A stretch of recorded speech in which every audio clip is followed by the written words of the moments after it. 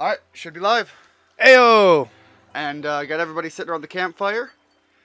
I So, am alive. Yeah, in you presence. do be breathing. So yeah, I can actually put the entire team out, or as many of whichever ones I want as I can. That's pretty dope. But unfortunately, you are stopping in at like end game territory. Shit has hit the fan. I'm also stopping in For a short period, but I just Yes. want to stop in, make sure. It's been forever. yeah, well, at You know, least stop in and say hello. And I've been meaning to stop in sooner. Just, man, life, work, kids, comes at you fast and hard. kids. Kids, repeat that one a few more times. Yeah, that's really the big one. Yo, I love the map. Yeah, so this is the Diamond and Pearl map, and it's broken up into regions that are, again, you can go to these areas and kind of experience a lot of what you would experience in the old Diamond and Pearl games. Mind you, intended to be set forever ago. Yeah. We talked a little bit about that. Yeah. I'm not totally in the dark on the story, Right. but I'm digging it. So you actually have these camps. There are very few settlements where there are even people. Gotcha.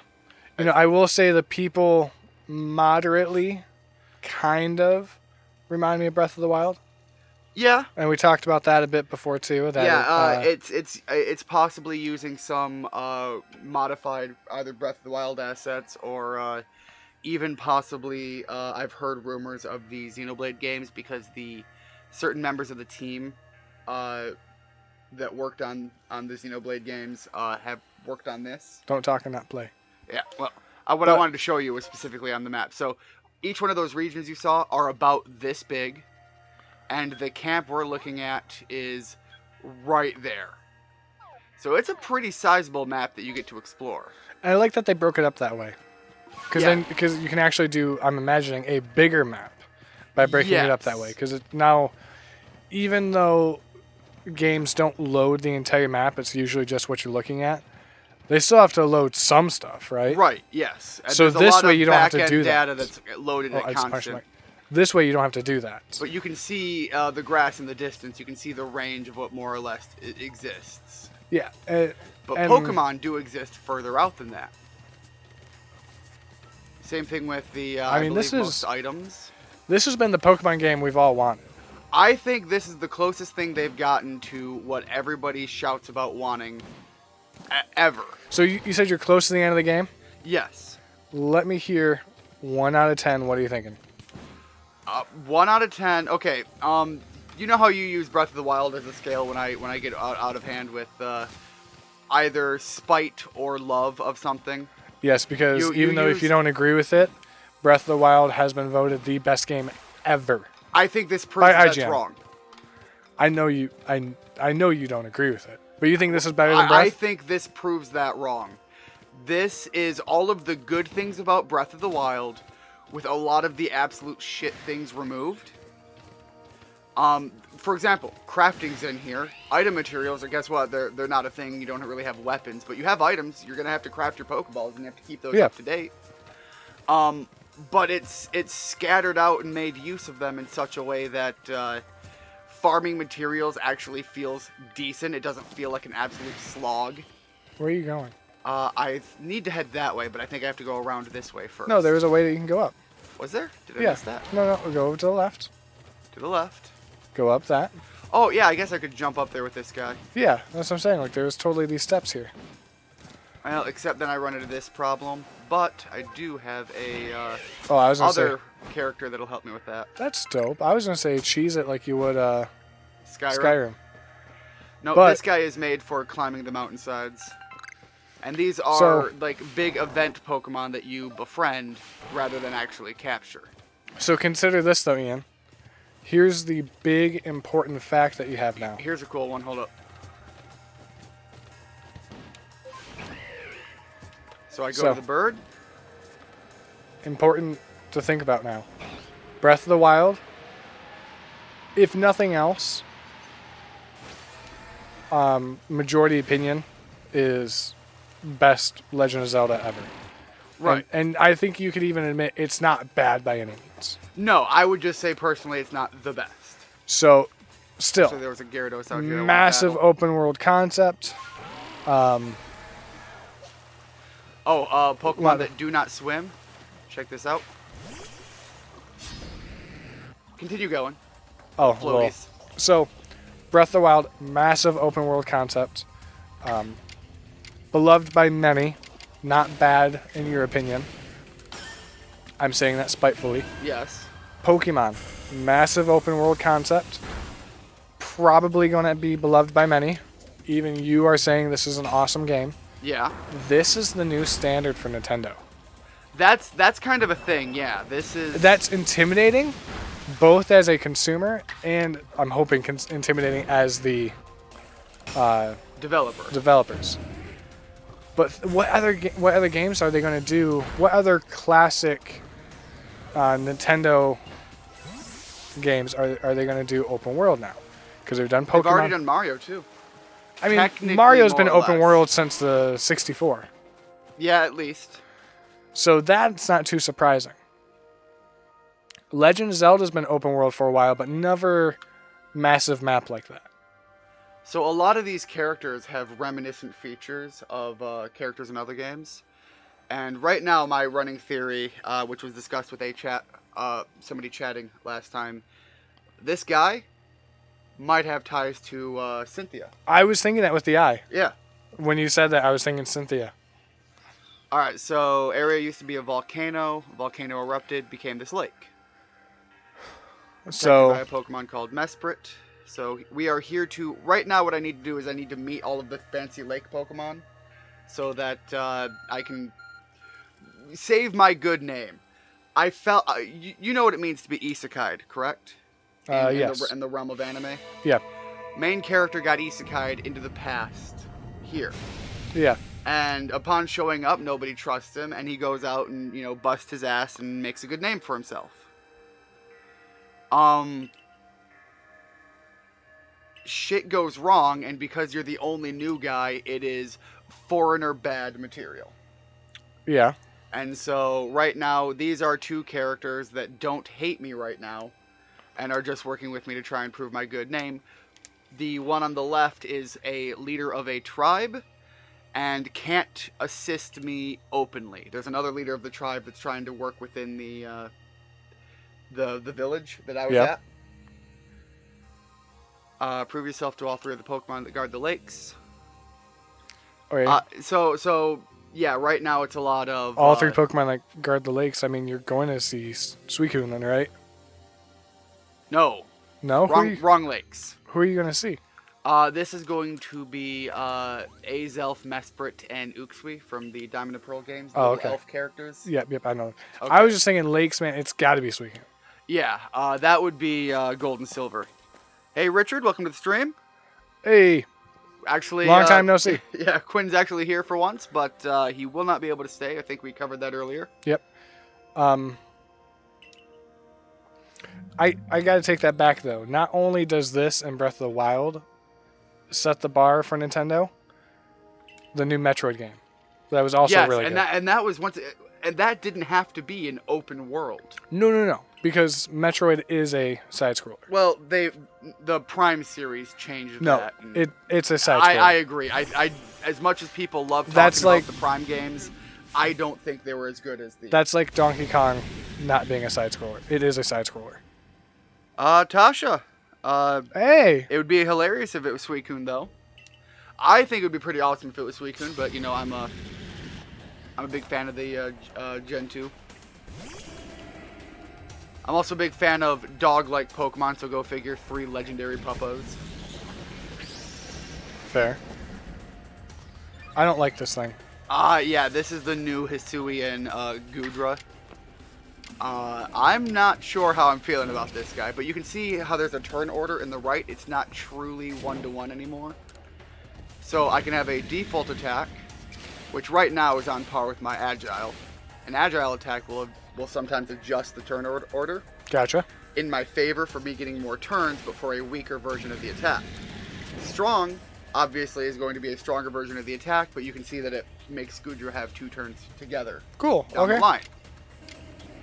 So right now I've just got to see how I'm going to go about this. So I think I'm going to standard Dark Pulse. And I'm going to say something that you're going to get tired of me saying, Ian. All right. Mostly because I don't even necessarily care about this game type. Breath of the Wild, setting the standard for Zelda. This setting the standard for Pokemon.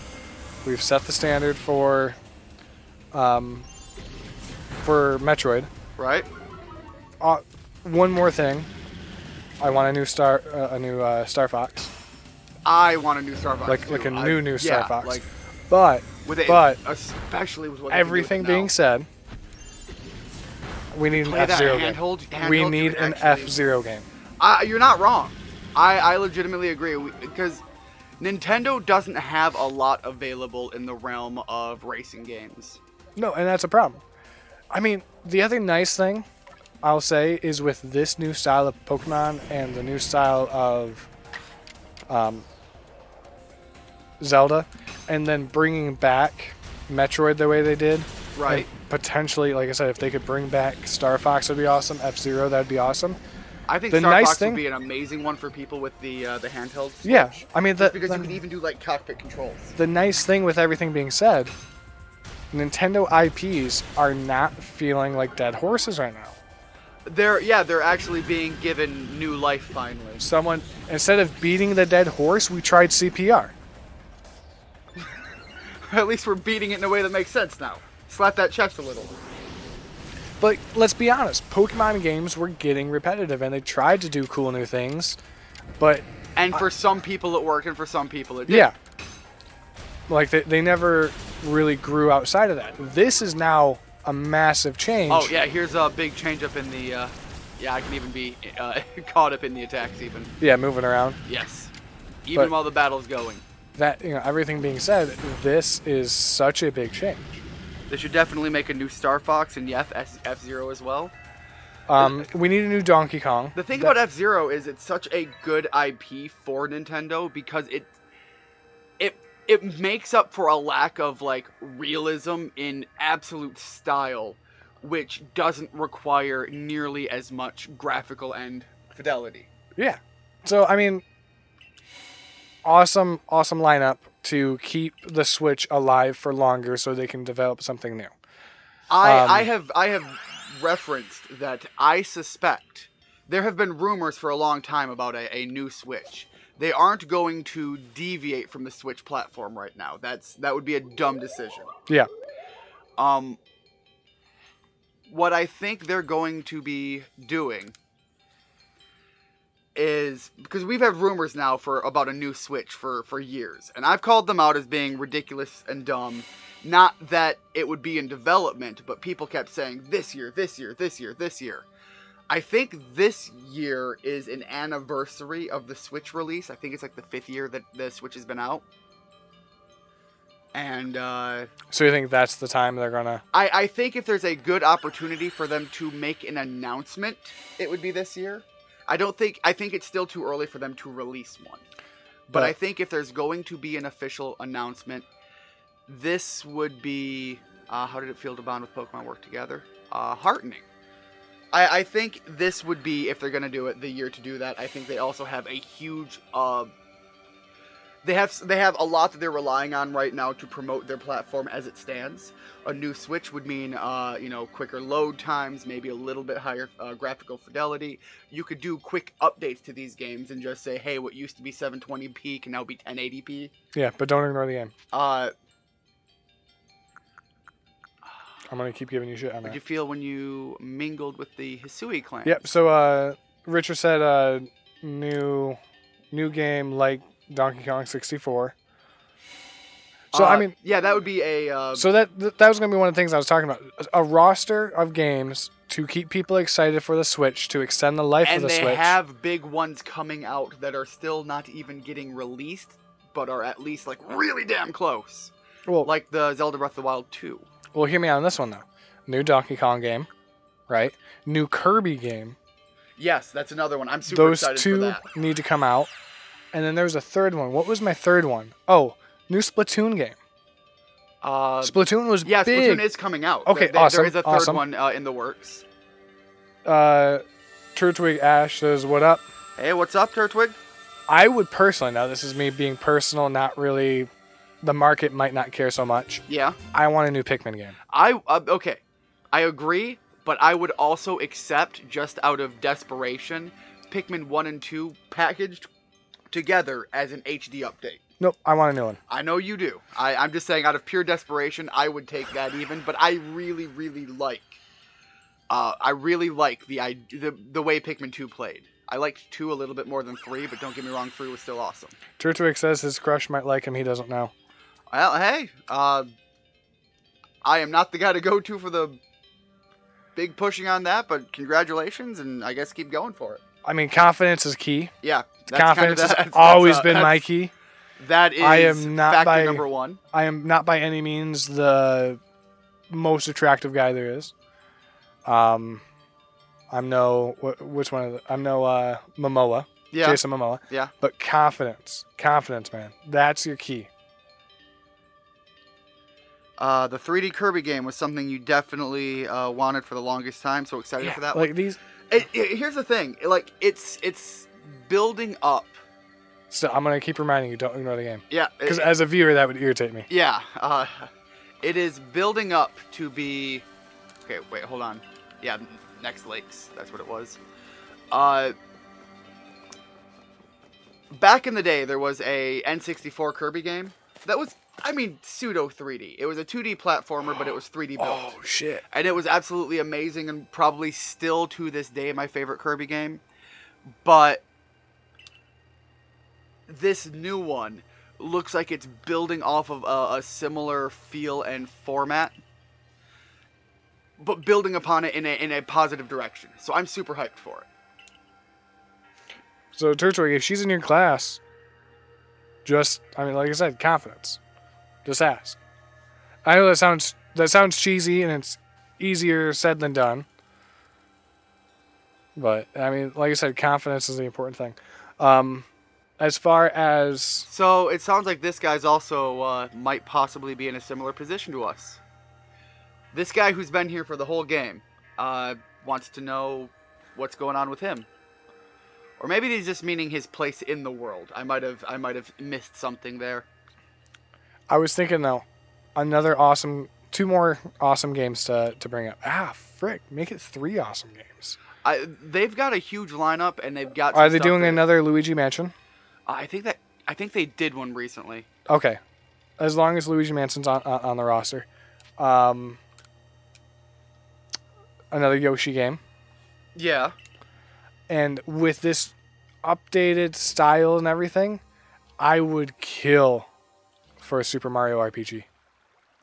Okay, they did a Paper Mario recently. Oh, they did Paper Mario. And let me be honest. The Paper Mario game that they made, visually, aesthetically, the way it felt... Hey, Halo. ...was amazing. Hey, Long Halo. time no see, brother. Yeah, welcome to the stream. I will be heading out soon, personally. All right. I'm letting Halo know. Yeah. I don't care if you know, Ian. Yeah. Yeah, you're just gonna get up and leave at some point. What was I talking about? How awesome Mario. I am. Paper Mario. The Paper Mario that came out was absolutely amazing, and except the actual combat, which is a big part of it. That's what an RPG is built upon. Yeah. Was absolutely shit. It was garbage. So it really brought what was a freaking awesome experience down to being kicked in the nuts when you played it. I'm trying to think of other good games for Nintendo to pick up on. Yeah, let's ask chat if they have anything that they would love to see if Nintendo would bring back from the dead with new flavor now that they've got such momentum and they've seemed to have found their stride with the Switch console. Yeah, Halo, I would love to stay longer too. It's just life. Pardon me. Life is getting in the way on that. So I did want to say I want to be involved more soon with these. I was supposed to be here for the entire night tonight, but Yeah, once again, some family things came things, up. man. Yeah, things came up on the family side, but I'm grateful he at least stopped in to say hey and check in. Talking about my love for Nintendo. Because, like, I mean, seriously, No, the Switch has saved Nintendo. Let's be honest. After the Wii U flop, which I still think was underappreciated, but But you can't tell the market that. Nope. And so it's provably so underappreciated in my opinion, though, by the fact that so many games came to the Switch and sold like gangbusters. Now, one thing I got to admit though, that's kind of nice, is because of the flop of the Wii U, and the great success of the Switch and how different the Switch is from the other consoles, it doesn't feel like there's any more a three-way war between Sony, Microsoft, and Nintendo. Nintendo is their own breed now. Yeah, Nintendo has broken off of that war and said, screw you guys, we're not competing with you in games, we're just doing games and having fun. Right. Whereas... Which, by the way, brings back to Iwata, the old saying of a game should be one thing and one thing first, or something like that. Fun for everyone. Yeah. They brought back the... I think that that is where they should have been. I think that's an incredibly wise statement from a man, and who's running a game company. I mean, that's a quote from a man in a game company where all the developers are gamers. And they're gamers in the sense of... Yeah, that's true. Nintendo developers are oftentimes actually seen, if not actively playing something, like, I can't think of his name, the guy behind Smash Brothers. Oh, I don't know him. He was doing, Smash Brothers announcements in his home, and you could see that he had game consoles hooked up in his house. Like, he played games actively. See, and I found it kind of funny that they actually censored the game consoles and what games he had loaded up, because they predicted that if anybody saw what he was playing, there was going to be a huge outcry from the Smash community, like bring this in. Yeah, God forbid he's playing like a fighting game from somebody that's not Nintendo, and suddenly it's gonna be they're gonna be in the game, they're in Smash, because that is unfortunately what some people in the on Smash the other community hand, like another big thing, you want to talk about someone who loves his job. Depending on the game, because I know there's been a couple of things where he's been just like, oh, whatever. Yeah. I got to do this because I'm in the big company. But in all seriousness, anytime talking specifically, the two I can think of off the top of my head, Legend of Zelda and Kirby. Miyamoto. Yeah, Miyamoto. Okay. Miyamoto is you're right, I always don't know I did so that. happy and so excited. Absolutely. Sakurai I who remember, I was thinking of. I think that's why that name popped in my head, though. He's the Kirby guy and the Smash Brothers guy. Yeah, but Miyamoto, there's a picture... You're not wrong. There's a picture where the development team had to hand draw Kirby, and Miyamoto's so freaking happy in that picture. He's got the biggest smile. And then there was the time that he was announcing a new Legend of Zelda game, and he comes out with the sword, just like fighting on stage. Yes. That dude loves his job. Yes. That dude is a freaking legend. He is a national treasure. I don't know why I'm going this way. I should be jumping into the lake. But you know what's crazy? We have development teams that we all can love or hate when it comes to games. Right. But outside of Nintendo, which Sony, Microsoft, can you name one of their developers that everyone's like, oh my god, he's so cool? Yeah, one. And it's the guy behind the Metal Gear series, who actually left the company or whatever. Another one would be Yoko Taro. I don't know these people. Yeah, Yoko Taro is kind of somewhat more recent. He's the guy between the Nier games. Okay.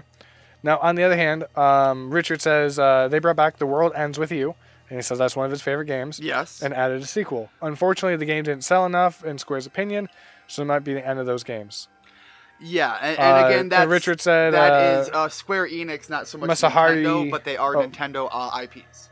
Masahiro Sakurai. Yeah, Sakurai. Sakurai? That's the guy I was thinking of that does the Smash Brothers. Dude, Miyamoto's, like, I can't say And that's always why because yeah. there's been a couple of times. But dude, Miyamoto, when he is in a good mood about something, he's all in. He's a child. And it brings joy to the experience of just hearing about something. And what I love, though, is he's not embarrassed by it. He's like 50, 60-year-old, and he's just coming out like, yeah, this little pink thing is freaking hilarious. This pink ball thing. Love it. It's what's gotten me so crushed seeing Sakurai do Smash Brothers announcements, though. Because he used to be like that. And I really think the pressure, the cracking nature of working on the Smash Brothers games to the extent that he has now, especially this most recent one, has broken some of that joy out of him. Mm-hmm. And I really hope what he does is takes a long, well-earned vacation and maybe rediscovers the creative joy that brought about the creation of Kirby. Yeah. And I know... Especially with this new Kirby game coming in, I'm really hoping he's talking with a lot of people about just the more artistic side of it, because I do think that's a huge part of his... I think another thing... was it Iwata? Iwata was the CEO. Yeah, was it him or Miyamoto that said something along the lines of a game will be delayed until it's done? That was Iwata. Okay. There's no BSing. We will delay it until it's done. Yeah, that was essentially... a delayed game is eventually good. A rushed game is bad forever or something like that. Yeah. No, 100%. Great philosophy when it comes to development. Well, and it's exactly why I think people who were waiting desperately for the new Metroid game, when they heard that they scrapped the entire thing, a lot of people were kind of upset, but the community as a whole was, thank God you did that rather than release something shit. Yeah. And then you brought back an old project that had been started and stopped many times, and they said, we're going to release this now as its own thing. We're going to finish that while we're working on the new start of the other thing. People loved your side project, and now you have a vision idea for your new one, given how well this one worked.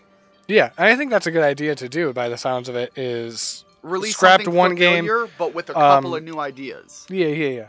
No, I mean, that's a ballsy thing business-wise, but it makes me appreciate at least Iwata, these other developers like, who are we saying, Sakurai? Yes. Miyamoto, and then who was the U.S. rep? I'm trying to remember that guy's name. The U.S. rep for Nintendo. Hold on. I know you know. Yeah, please continue. Just tell your story. I have. Okay, well you do that. Here. Well, whatever the rep was, I can't remember his name. 6 eyes. These people, what I like. Too bad is 2. Is it Magneton is 3. These people just love what they do. I don't remember what I was originally saying, but these people love what they're doing, and I respect it, and that's what makes them a good company. There's no ifs, ands, or buts about it. Can you repeat? Sorry. I really need him to repeat this. It's this is a memory test thing. Give me a second. Your memory test. Look, my memory's shit, and I can't even remember what Pokemon he's asking about, okay? I'm gonna write this down. Yeah, no, Cyberpunk is a great example of releasing a game too soon that was being bad. Like, that's the thing, is you need to be willing to take a step back and take the time and pray. I would say pray that the community is okay with that, because they need to be okay with that. For what?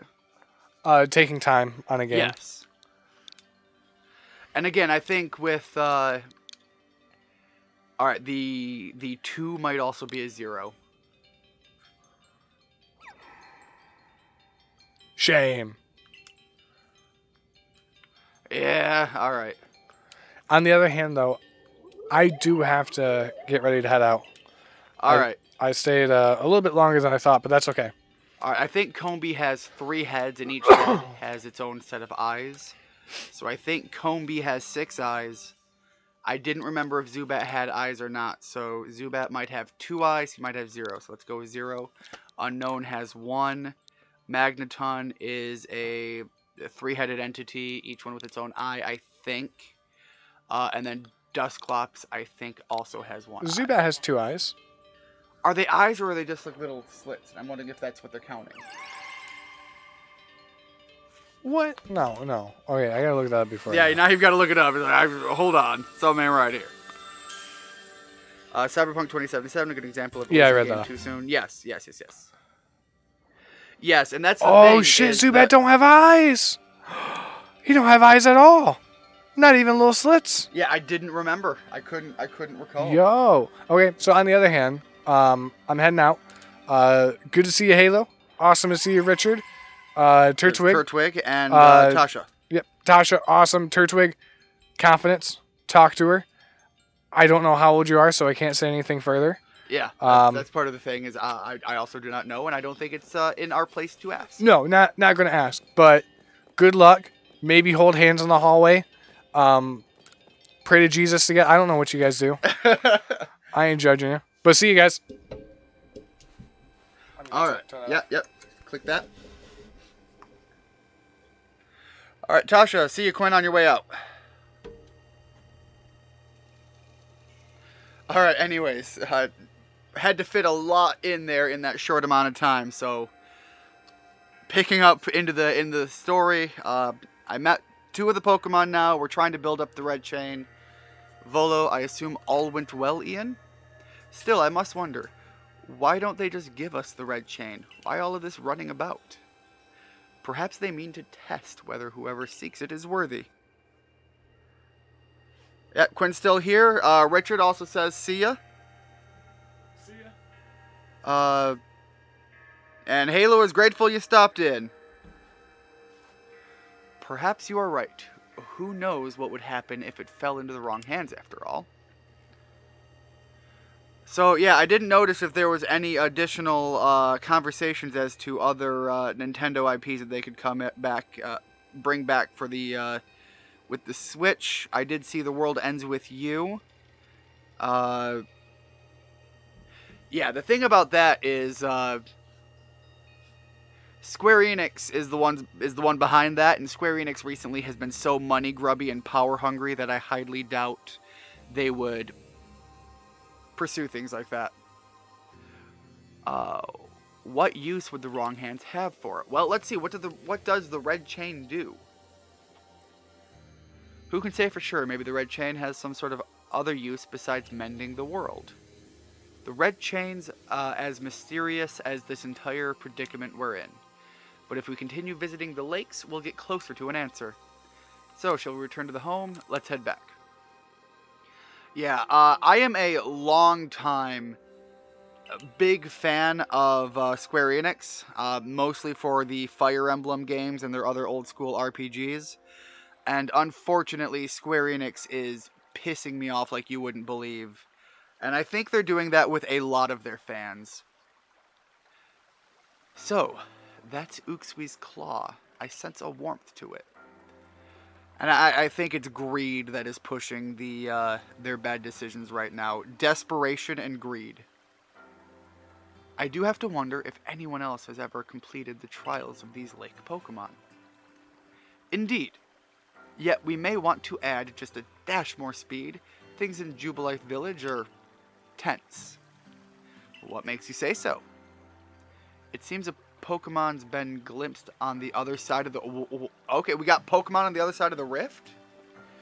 One of those that the Ginkgo Guild merchants informed me that Commander Kamado has raised a force, not to survey the Pokemon, but to subdue it. Should the need... So we are about to have a full-out war with a mysterious Pokemon. You make it sound like as if you're not one of them. Now if a Pokemon truly were to appear from beyond the rift, what would become of everyone, I wonder? Don't let Hisui's great vastness stop you, Ian. Let's go get the final item we need. I'm still regretful that I might have had more fun with the other guy running around with me. I really liked his personality on this. It's a spirit. I'll come watch this historic moment unfold too. Watch? Is that all you really do?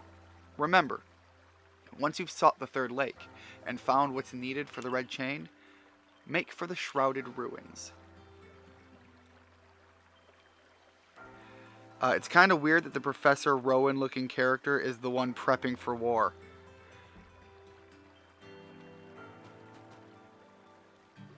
Yeah, he kind of does. That's another character I didn't draw the connection to.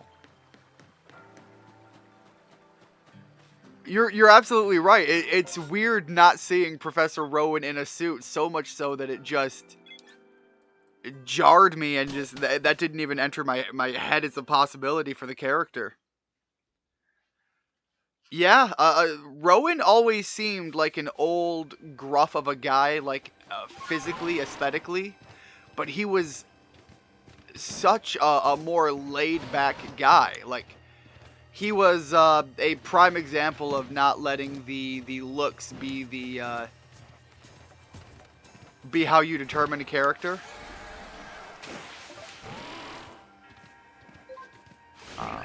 Going to this one. I'm not as much of a fan of flying around for whatever reason, so that's why I keep riding around on the Pokemon.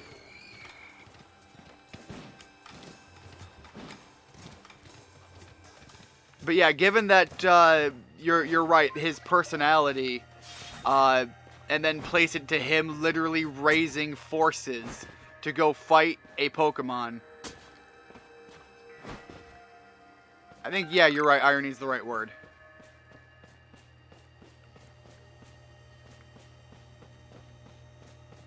Can I?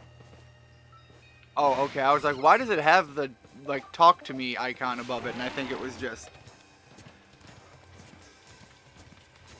I think it's been a long day at work is what I think it's been.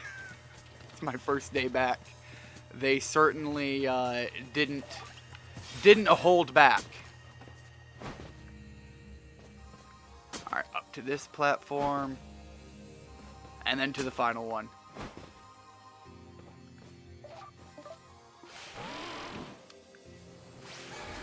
I love that quick jump that it does. It would be so annoying without that.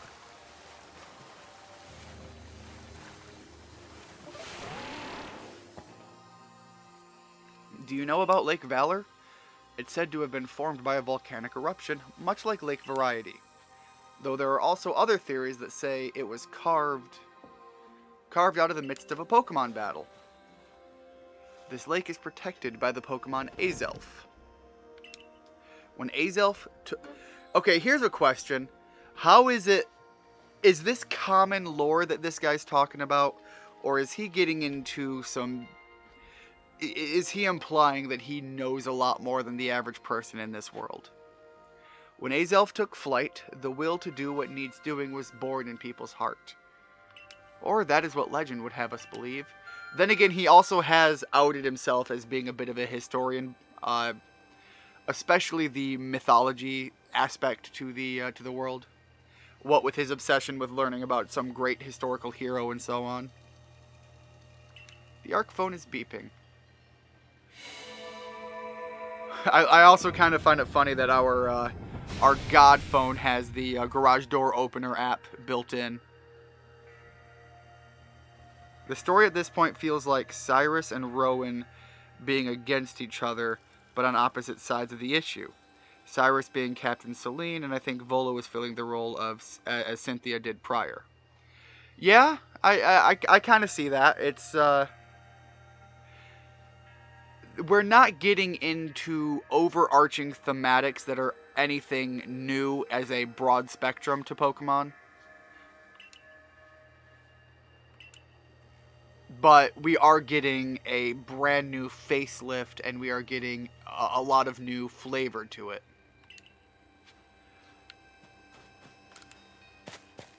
But when you have a series as old as Pokemon and as vast in terms of its material, once again, we've talked about the video games, the anime, and the manga, all being different. When you talk about how long it has been and how long each three of those systems have been around, you're not likely to run into a lot of new material rather than new ways to deliver. What an eerie space. Why would there be columns inside a cave anyway? Oh, so this is the new Quillfish. I heard about this in another stream I was watching earlier from Dodge. And I had no idea what this was going to look like. And you know, I'm not disappointed. It really looks more like... Quillfish always looked like one of those balloon fish Pokemon, as it was clearly meant to be.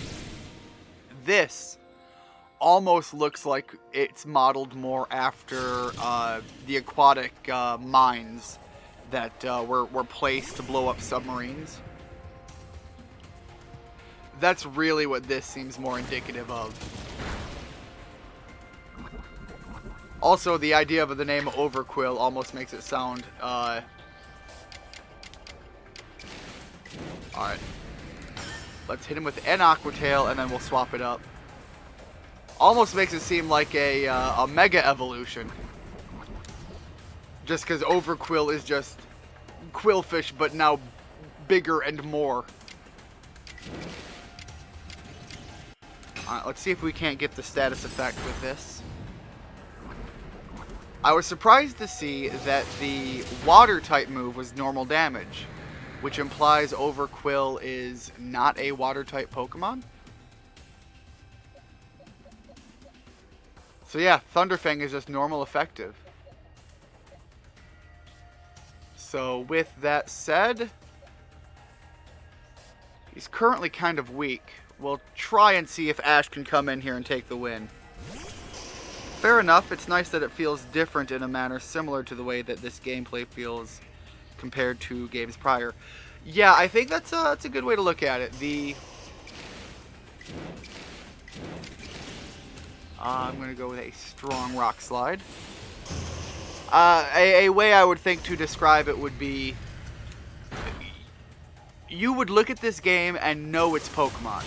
You could play the game without even being able to... Like if you replaced everything and still see the Pokemon similarities. Like, if these weren't Pokemon you were fighting with and you weren't using a ball to throw them out, I'm thinking like an example of using the Pokéclone games that are out there. If you made these, instead of Pokeballs, there were pyramids, and instead of a Luxray, you had a Sand Sphinx or something, you would still say this is clearly a Pokemon-inspired game. So even though there are hard differences, you can see that it's the same system with, like we said when Quinn and I were talking, new life breathed into it. Kind of like with the story, we're getting familiar topics with new life breathed into them. Kind of like with the new Star Wars trilogies. The first movie was, and many people have pointed this out, the first movie of the newer trilogies. Strike me if you can. Oh, okay, we're going to have one of these to go on about. The new trilogies, the first movie was very similar contextually to one of the other ones. But at least at that time, people were okay with it because it was bringing back the series and it breathed new life into it. It wasn't until the other movies came around that people were finally getting fed up with the bullshit. The names of both Sneasler and Overquill sound like the previous form, but more. Exactly. Alright, so we have to battle Azelf with Bombs.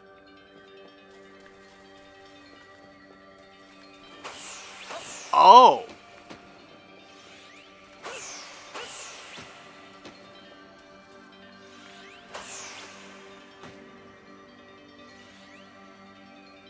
Okay.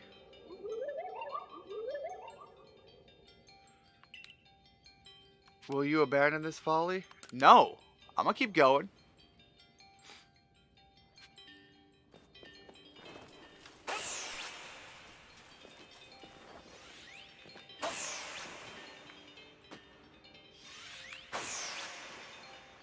I mean, clearly you can keep this up, but I can keep going.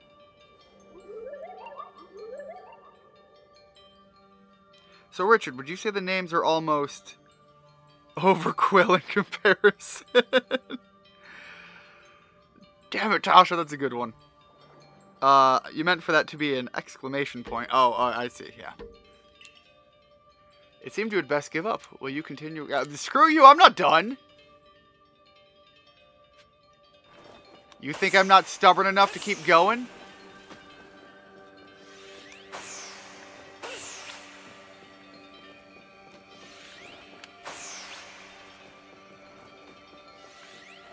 You're literally talking to a Rensack. I will beat my head against the brick wall until the brick wall falls before me. No.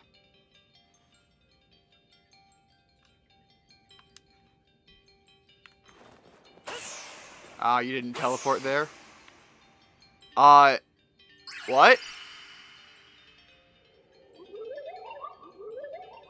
I didn't expect that to work that well.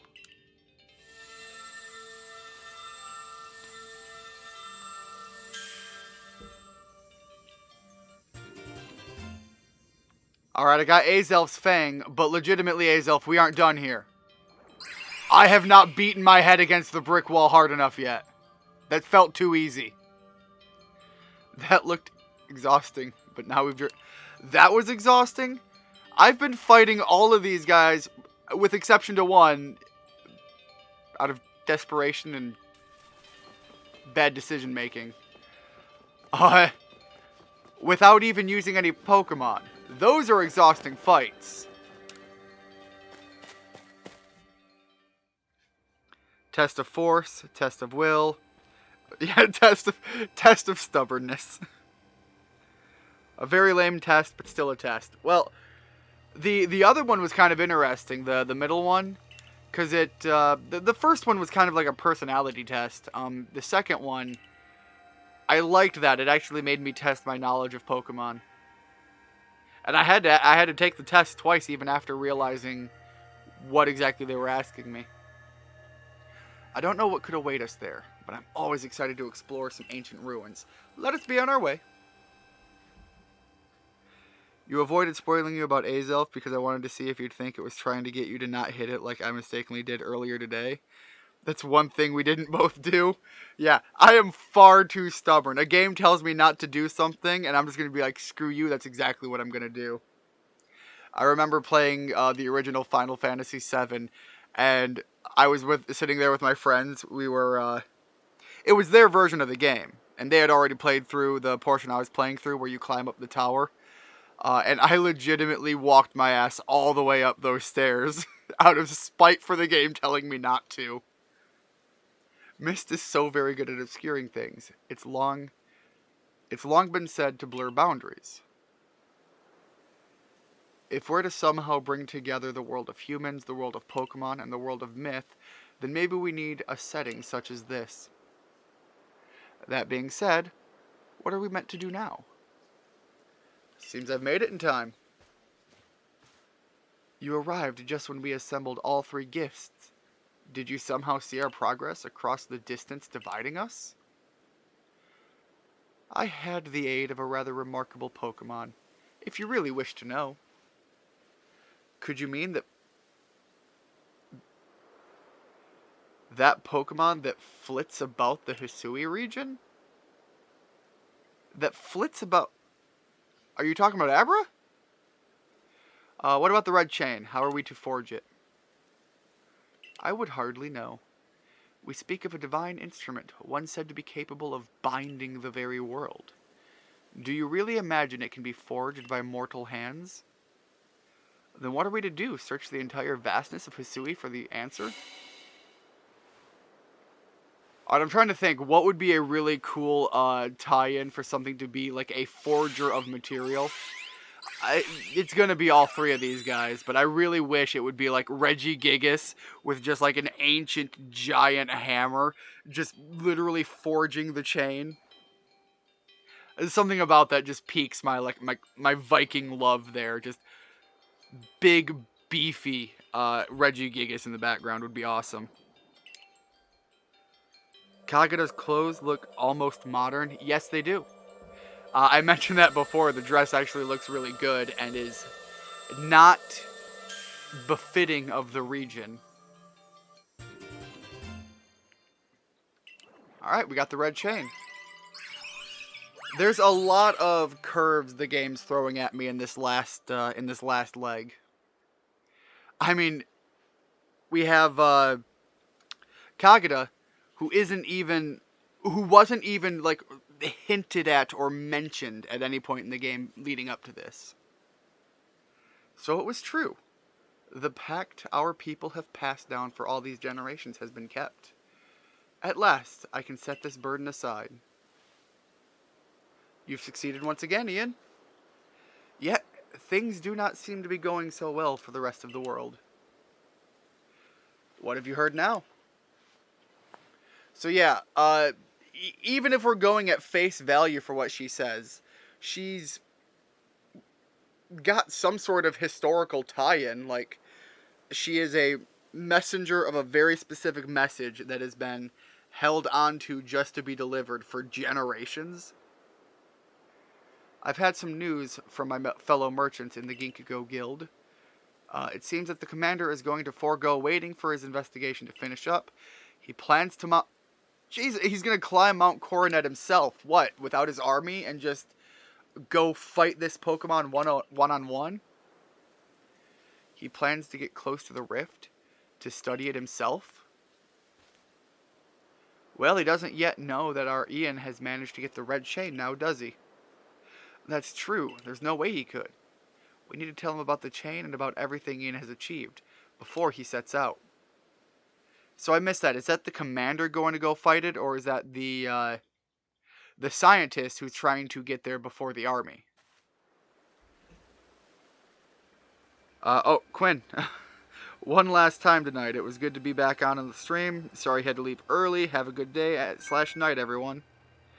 Fun fact, my brother realized back when Gen 4 was still new, the original 4 Reggies were based on the Ice Age, Iron Age, and Stone Age. Yes. And Pangea. Yes, that was the general build-up they were going for. And I loved that the new Reggies continued that thematic. It's been grim here. We in the Survey Corps hardly even speak to one another lately. But with you back, maybe Captain Celine's appetite for potato mochi will return. That's what we're worried about, the potato mochi.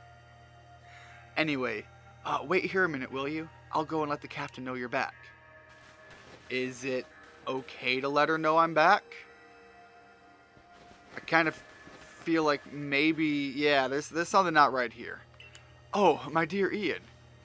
The professor has been awfully worried about you, Ian. Of course I was worried.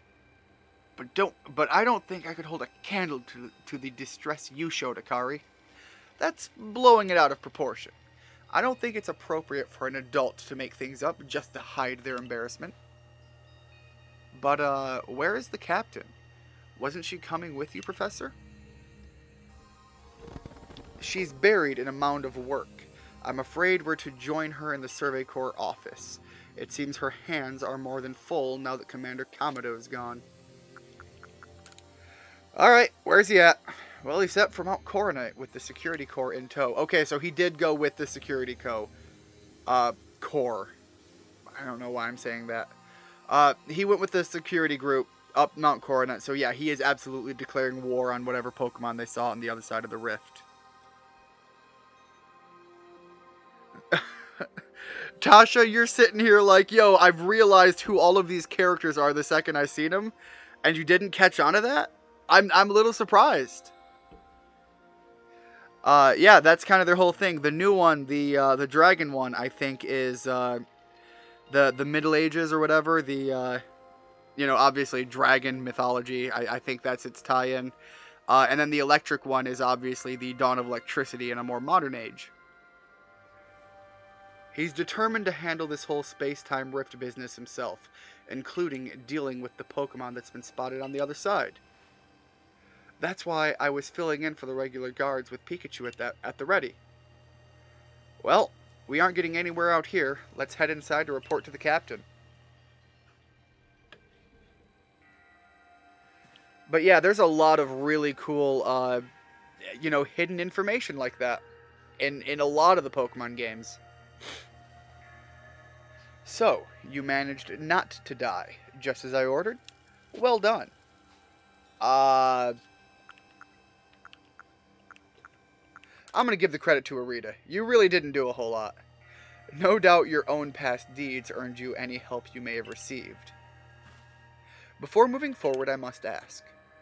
I assume that you are here again because you've managed to learn something of use? So, I went out and I found these 3 legendary Pokemon. I did some silly trials that made very little sense. I got a scar on my forehead and a beautiful red chain.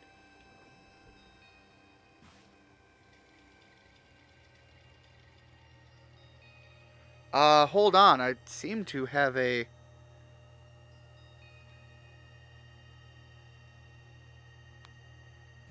Yeah, I got something that popped up on my end. Give me a second here.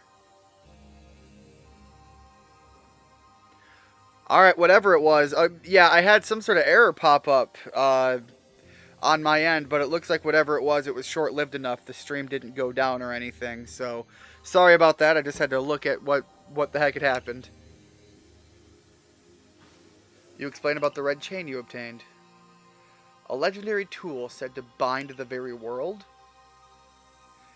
Commander Kamado is no longer here in Jubilife Village.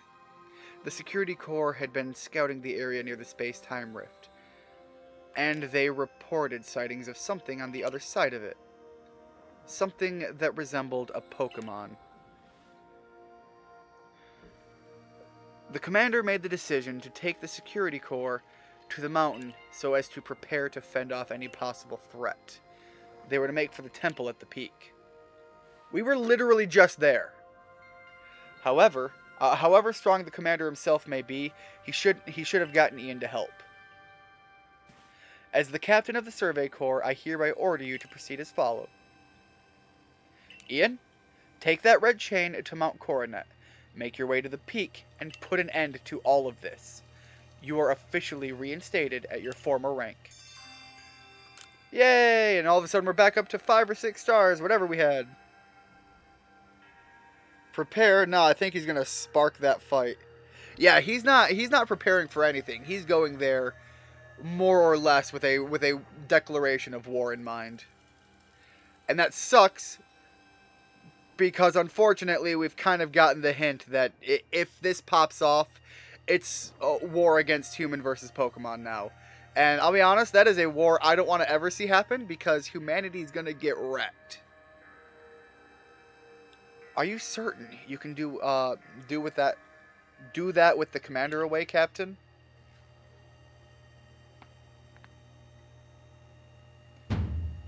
If you didn't wish me to decide things in his place, then he should not have left me in charge here. Then I'll go as well. We're all in this together. We, members of the Survey Corps. Naturally, no one suggested you should not. Hold. Hello? Something the matter, Lucario? Who's Lucario? Are you... No, I'm Rai, and you are? Jealous you have a Lucario. Nice to meet you. What is it, Lucario? It seems Lucario sensed your strong aura, too. If you're willing to battle us, could you come to the training grounds? Let's see. Battle a Lucario, save the world. I'd say the world isn't going anywhere, but I'm gonna fight a Lucario. Was it up here that I'm battling him? Well, I thought I was gonna battle a Lucario. Oh, there he is. Outside of the training grounds. I take it you're ready for our battle? Now then, let's forgo the small talk and proceed right to battle. That's our style. Lucario fight greater than the world. Absolutely. He looks like Riley in the Iron Mountain. Absolutely. That one was pretty obvious to spot out. You just did that Lucario request, actually. He's going to Sparta fight and not in sumo. He might win that fight. I legitimately think there's a possibility he could take out Palkia, if that's what it's going to be on the other side in a sumo fight. I would question whether or not he's capable of taking on Dialga. Dialga being steel type, he's got a little bit more body weight to throw around.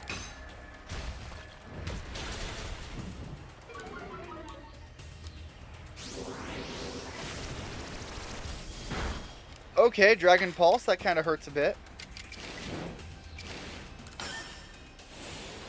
Pop him off with a little agile style Aqua Tail.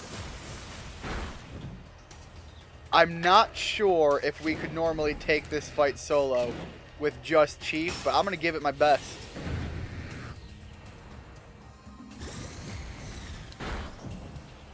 There we go. Chief, stronger than Lucario confirmed. I didn't even have to back up with other Pokemon. That was just a legit one-on-one win.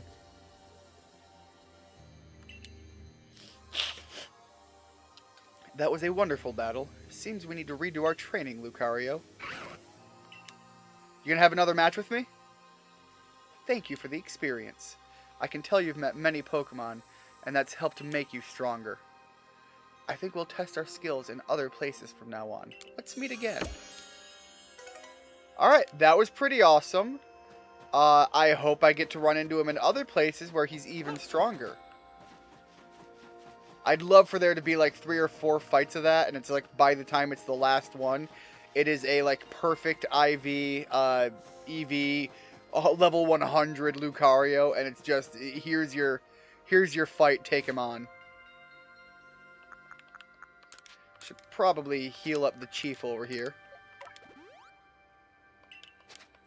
Alright, that's good enough. I think we're good to progress onward.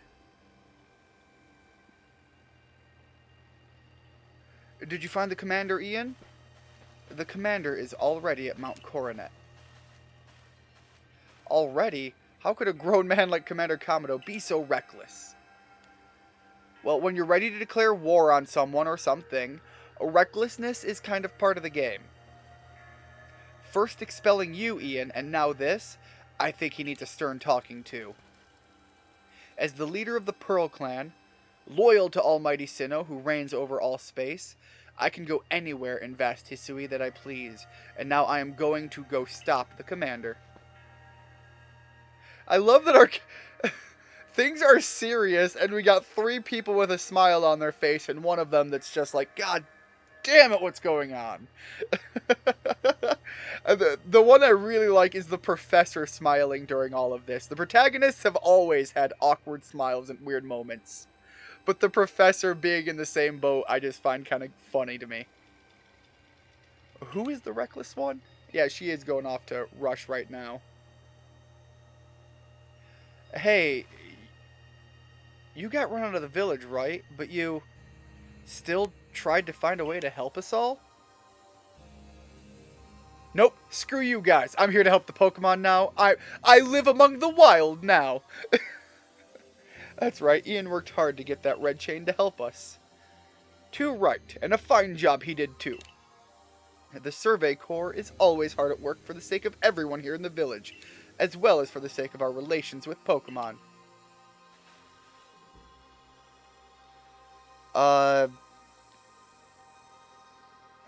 Just backfinned the Lucario. My guess is beating Lucario enough gets you a Riolu, but that's just a speculation. That'd be really cool. I know Lucario is something that you can find in the wild and catch, but I'd imagine it's probably like some post-game content or something. That'd be a great way to give you one, especially since it doesn't seem like trading and eggs are a thing. I don't know about trading.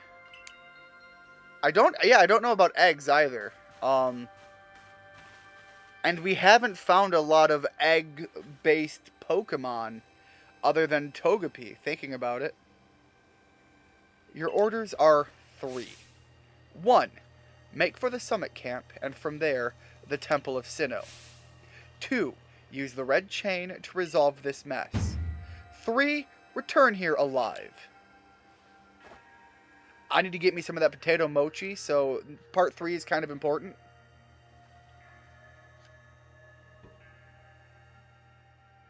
But yeah, Richard, I completely agree. That would be a great way to get one. I suspect they're probably going to make them wild, though. But it would be really cool if fighting them, like, you know, at the very least made them able to spawn in rather than just, oh, hey, you beat the game, now there's more Pokemon. But I don't know. We'll see how it plays out. I've heard the latest. So you've been accepted back in the Galaxy team, have you? I suppose congratulations are in order. Here, some max Pokemons from me to... Max potions to celebrate. Can you give me the recipe while we're at it?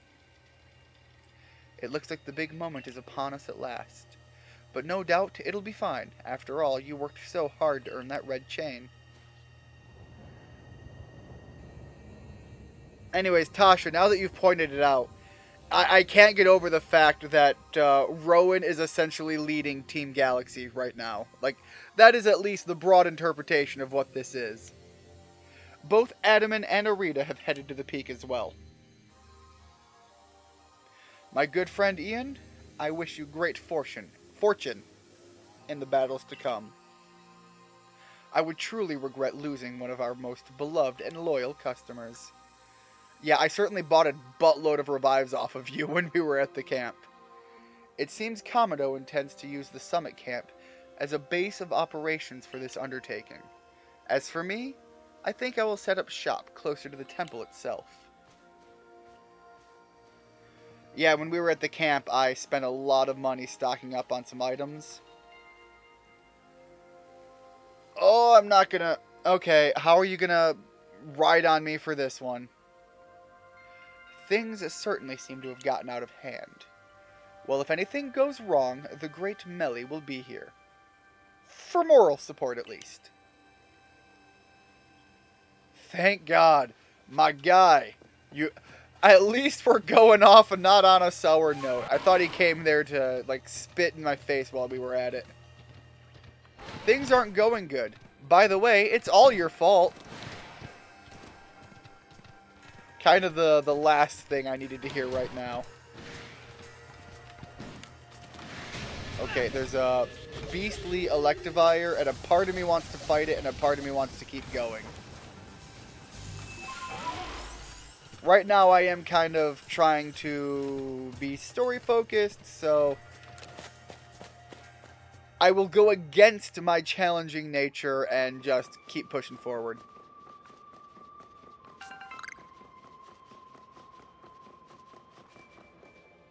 I'm not going to be going against my challenging nature, am I? Who are you?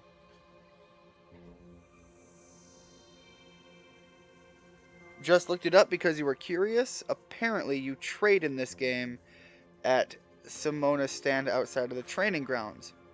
Not sure if you trade with NPCs, though. Yeah, okay, well, apparently if trading is still a thing, then maybe you can, on occasion, still evolve Pokemon by, trading. I don't know. Start of a Melly redemption arc? I kind of hope so. Like I said, when we first saw him, I really wanted to be proven wrong about him, and then I was proven right. And so if we get a redemption arc, you know, character development always makes a character far more enjoyable. Oh-ho, still alive and kicking? Sorry about having to shutter the wallflower. I'd much rather be there now, serving up some freshly grilled potato mochi. But that taskmaster Kamado's gone and left me to oversee our food supply. He always finds a way to put even these old bones to work.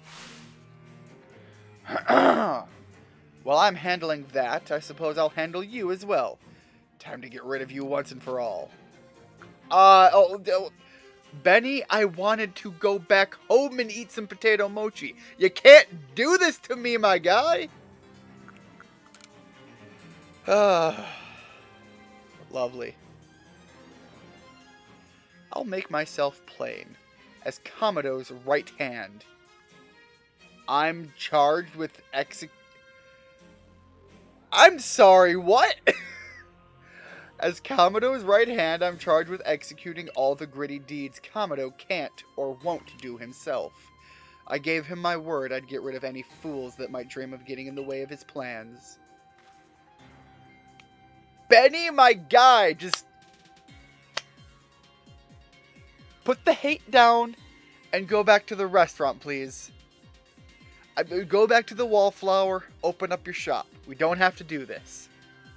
And besides, it's not just Kamado who longs to live in a new home free of fear or strife. His dream is mine now, too. You've seen my smoke bombs before, right? Well, this is how you're meant to use them.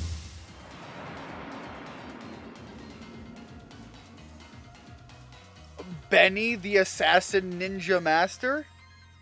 When I heard you managed to quell those nobles one after another, oh, did it ever make my blood run hot and my heart pound. At last. At last! One final opponent worthy of my great ninja techniques that have been left to molder all these years. Okay, I've got to read the chats here. I feel like either Pokemon Husbandry will be in the end game, or have the Pokemon start spawning, because seeing only one of the Pokemon isn't what the professor wants the dex for. Not Benny. Evil plot has been confirmed. One hell of a glow up from the old man to swanky ninja. Look, the man has shown that his style is more than just cooking. I'd much prefer, though, if the man would go back and make some potato mochis and not make me drop an old man on the floor. Anyways.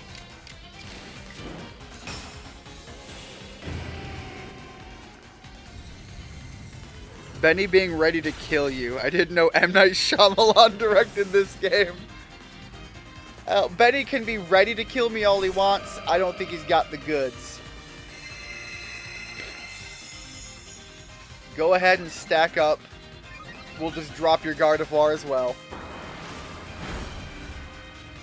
Yeah, that hurt like heck. But I will take the 2-for-1 trade. Whatever you're sending out next, it's probably going to take out... Tasha, I'm sorry, you're probably going to go down here, but... Oh, damn. Correction, you're going to go down earlier. Still, that's a 1.5 trade-off. And it took one hell of a crit to take you out. Alright, so... I think this is a good opportunity for Bruce to come in and lay some smack down. And again, it's just all strong style. It's just keep hitting Benny until he's done.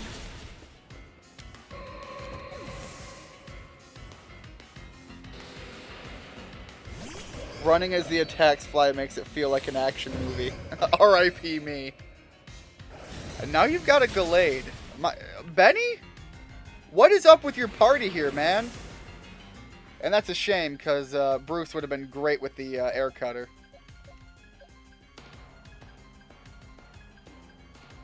Alright, hold up. Might not be in as bad a shape as I was starting to think we might be. Especially with a double dose of playing rough. Okay, well, never mind. We're in fantastic shape, and Benny's getting dropped here. Bodied, old man. You got one more. What do you got?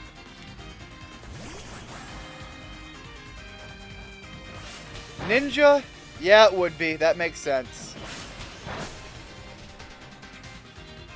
But admittedly, you really aren't doing big damage. There we go. It really took 3 shots to take him out. Alright, Richard, you're up. Big damage. Gonna be right behind you. Whatever they're gonna do, we're taking it too.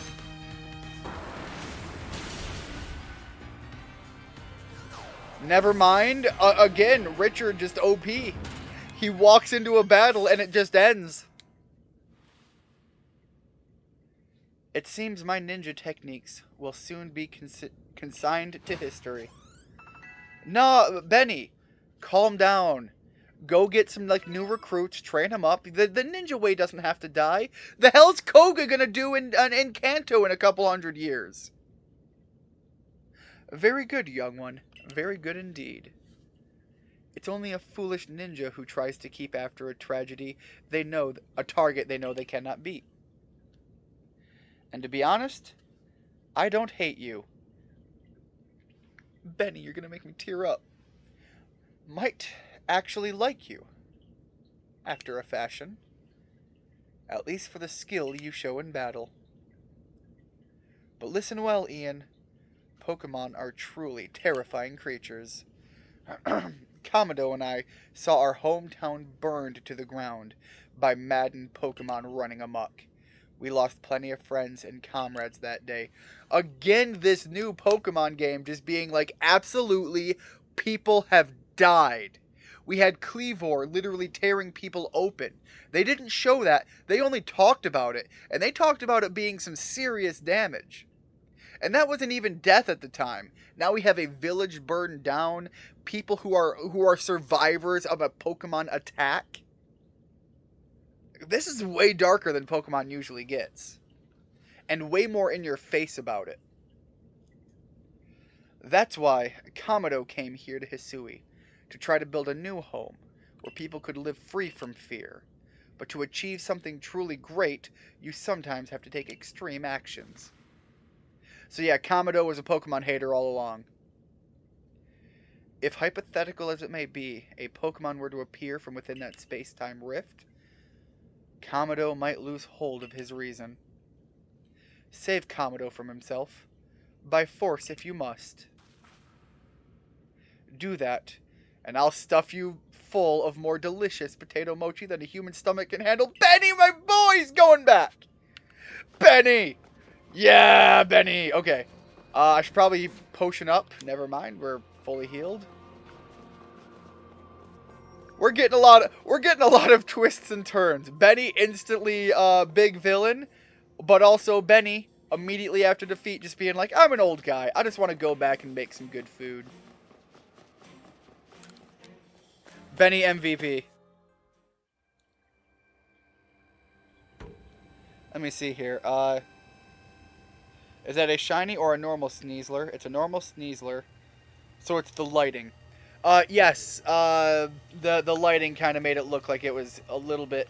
I also think there's some visuals going on a lot of Pokemon from the overlay of the light. Anytime you saw a Pokemon swimming, the water created like an aura around them. It really threw off the coloring of a lot of Pokemon.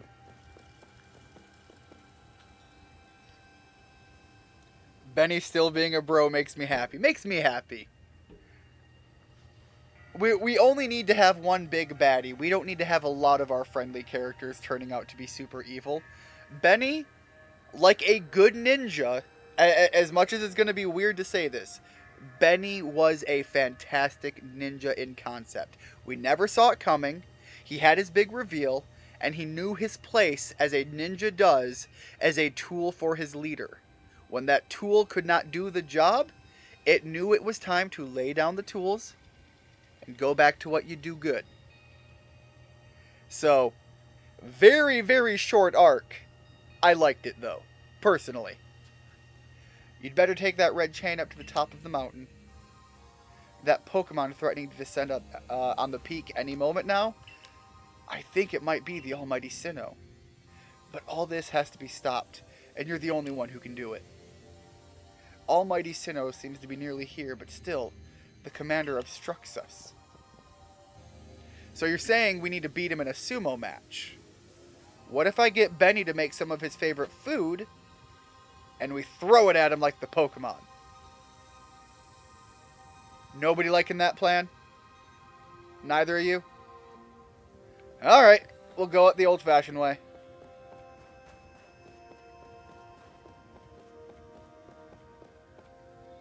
I'm sorry, is he armored up?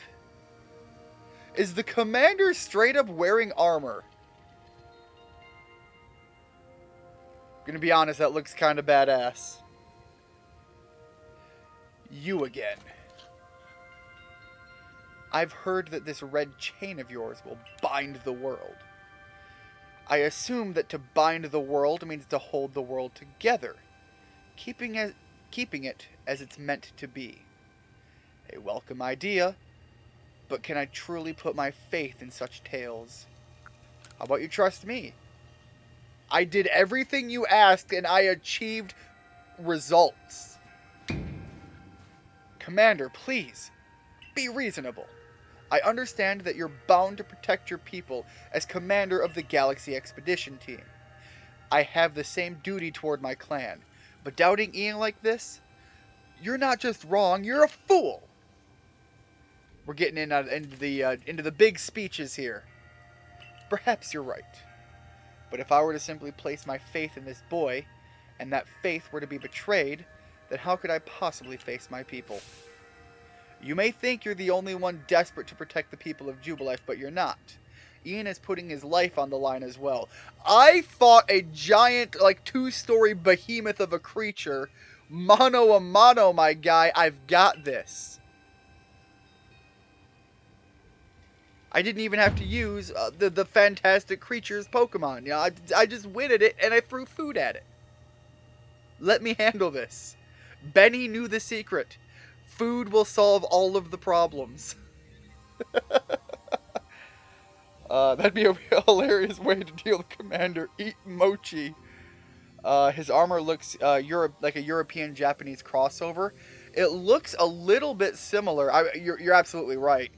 And maybe it's just the European influences, but it looks similar to the armor worn by, was it one of the Elite Four members or something like that? I think from X and Y is who I'm thinking of. I don't know. It's given me some reminiscent vibes to that. But again, that might just be the European influence playing a role. Let fate decide what happens next. Whichever of us is stronger will prevail. Face me with your Pokemon, Ian. Today we battle in earnest. Alright, so him being like a big sumo guy, I'm hoping he's got some, like, fighting types. Wilkstrom. Oh, yeah, the guy. His armor looks European, Japanese crossover. Yeah, it does look like his stuff. Yeah, there we go. I'm digging deep into my brain right now, and I'm pulling out thoughts and memories that, for a lot of people, are long since dead. Sorry, one of the pets behind me, the snake, just went absolutely ballistic in its cage.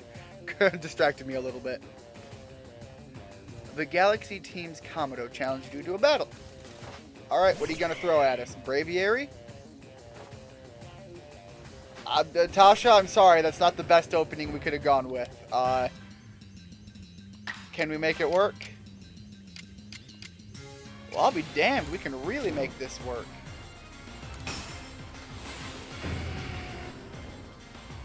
I'm sad he can't have a Hariyama. That would be the best thing for him to pull up with. Hold on. Wait, hold. No, wait. Snorlax, well, you can swap your Pokemon?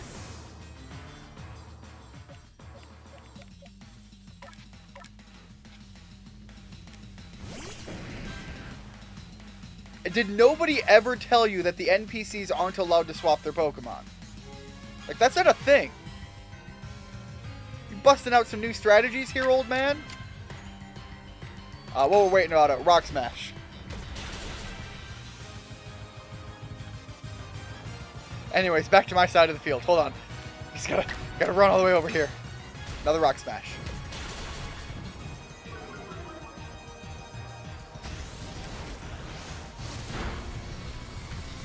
God, way to take that, Chief.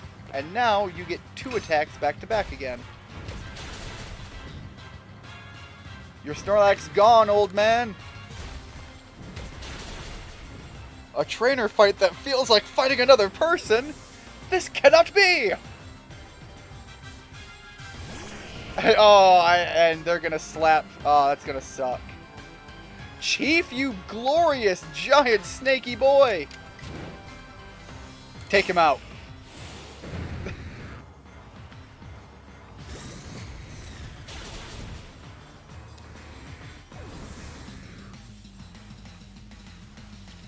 Alright, old man, you're down to one really wounded Pokemon.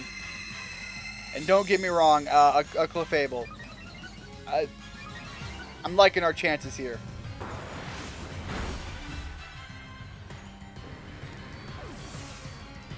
Especially because I still have a couple of revives and big beefy potions.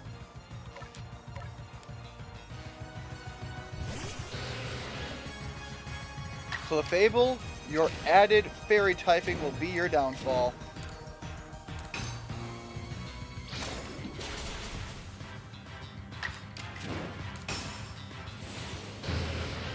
Oh, that pose.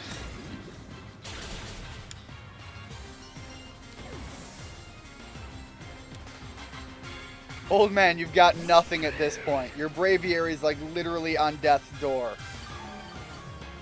And you use items. You're swapping your Pokemon and you're busting out items. And you're hitting like a truck now.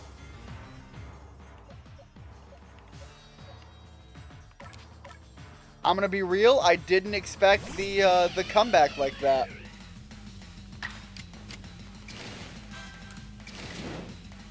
Oh, we can use 2 strong style Thunder Fangs. Your Braviary's done, old man.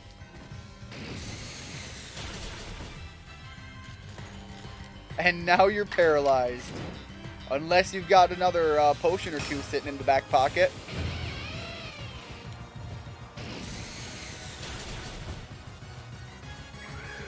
I'm surprised by that battle, considering that's kind of, I'm assuming, the last story trainer battle. He only had 4 Pokemon, so I'm already surprised at how few he had. And then he actually used swapping tactics and items to pick himself back up after the rough start he had. And even though he had a huge level advantage, we did take him out with I think, the same number of Pokemon he had. So even still, it was a legit fight and we won it. You truly are a force to be reckoned with.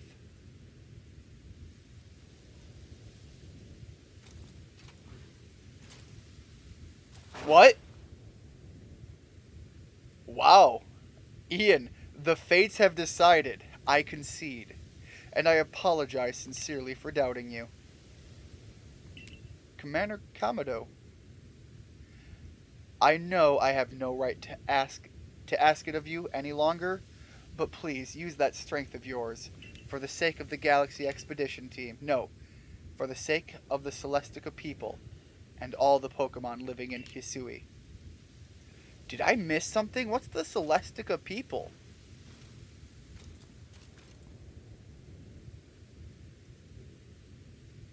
There's only so many things that could be. Either that's just humanity as we understand it, or maybe that's the people that he brought here with him from their prior destroyed village, or maybe that's the people of this region.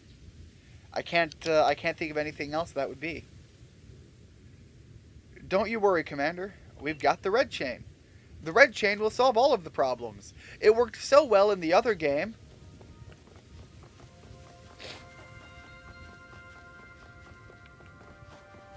Bring the red chain to the dyes in the temple. Oh, this is really cool and kind of intimidating. Look at this. That was the hardest fight for me. Go figure. Dancing flower. We even get freezing breath. Did you see that?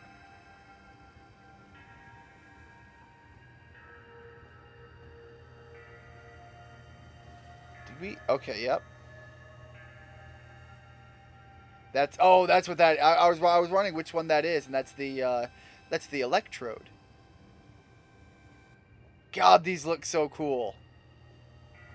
They really scaled him down. All of these were loyal to the ancient hero. And all of them are forms that, at least judging by the story of what happened with Arcanine, in some way, shape, or form, their existence as what they are and were are kind of historically tied to, like, ancestral to some degree. So all of those Pokemon are not necessarily the ones that were with the hero, but are tied to it. If he revived a Pokemon, that truly would have been a holy shit fight. Yeah, if the guy just popped out, like, either a full restore or a maximum potion, or a max revive, I would not have seen that coming. If they keep improving like this, I am both excited and afraid for future Pokemon fights. Especially when they start breaking into, like, the more modern games. When you have a lot more trainer fights and you have trainers progressing, that'd be a pretty cool thing.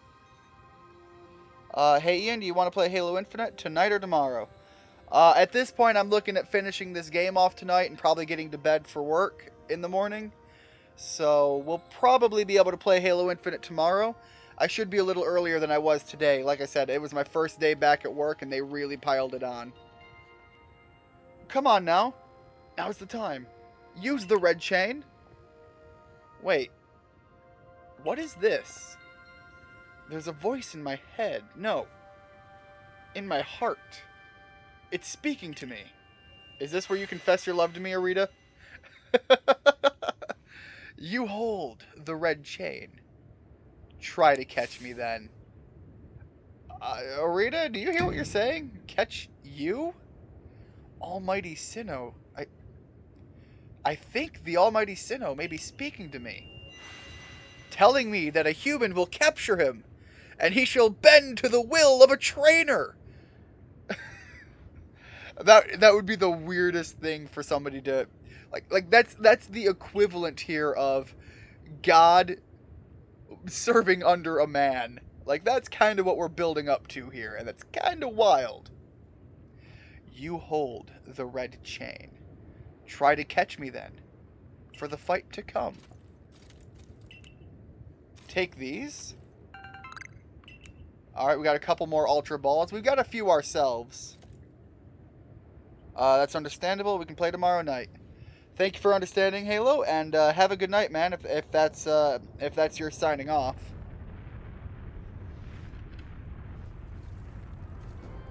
We've got a big fight with a deity now, and I assume, looking at what we have going on, it's gonna be Arceus. Which has me confused about what's going on with... Never mind. It is Palkia. So I suspect if we partnered with the other clan, it would have been Dialga here. And again, I left it up to a coin flip. I couldn't decide, and I kind of thought this might be the outcome. Alright, you're still hanging around? Alright. So yeah, I can't imagine this is going to be all there is. I mean, the game is literally called Legends Arceus, so there's going to be one more after this.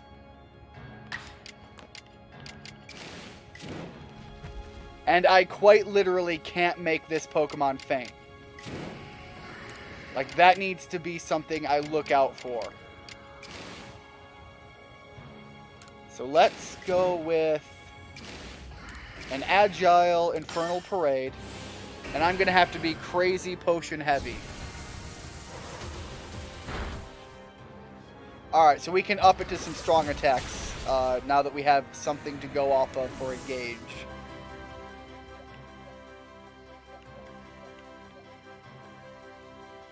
I want to bring Dodge in kind of more near the end. Hopefully a Thunderfang can provide us some paralysis.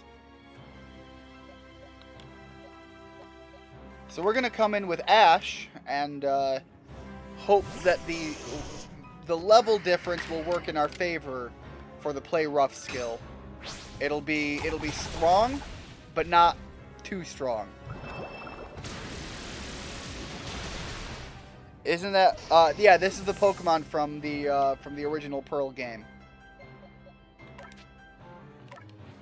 Alright, so now we're going to start using the Agile type Thunderfang. Whoop, there we go. Just because it should be weaker. Fingers crossed that it's not a crit. I will reload this game if we take it out.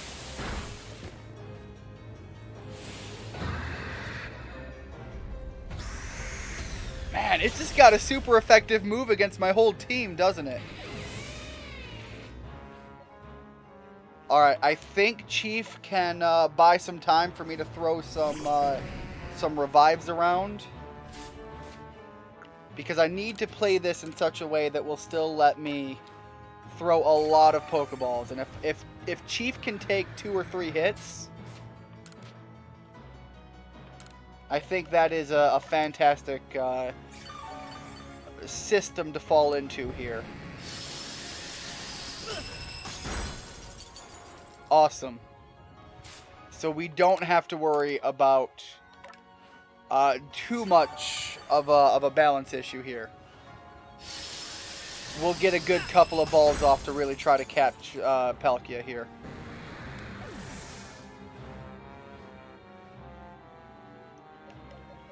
So these guys will all go down in one hit. We know that. Chief, if allowed to get fully healed, is good for 2 turns at least, by the looks of it. Alright. First run of the Ultra Ball, and we have a max revive to heal Chief up all the way when we start getting item desperate again. Never mind! Never freaking mind. Here I am planning to be like, okay, I'm going to be throwing like all of these Ultra Balls. And the game's just, no. First one and done. There I am over preparing again. He caught it, right? He caught Almighty Sinnoh? The red chain's been shattered. But we've still got the Pokemon of the lakes to thank for getting this far. Well done, Ian, my boy. Masterfully handled. I was watching the whole time as you battled and caught your way to a simply stunning victory. You truly are the pride of the Survey Corps. It looks like I taught him well. Akari just coming in like, we caught a god because of my tutelage. I can hear Almighty Sinnoh. No, it's called Palkia. Mighty Palkia is speaking to me. In my mind. Space, time grows chaotic. The power fails, the frenzied one. It comes now to fight. That is why I am here. You're telling me there's another one? But the red chain's smashed to bits. No way even Ian could tackle another Pokemon as strong as that one now. Could you guys heal up my Pokemon? That'd be a great opening move here. It'd be a great starting position, guys. I'd really appreciate a healed up team right now, guys. Alright. I was not expecting the one then the other. I wonder if it was guaranteed to get caught. If so, it'd be hilarious to go in, toss a Pokeball, and be like, "Hey guys, look at my pet god."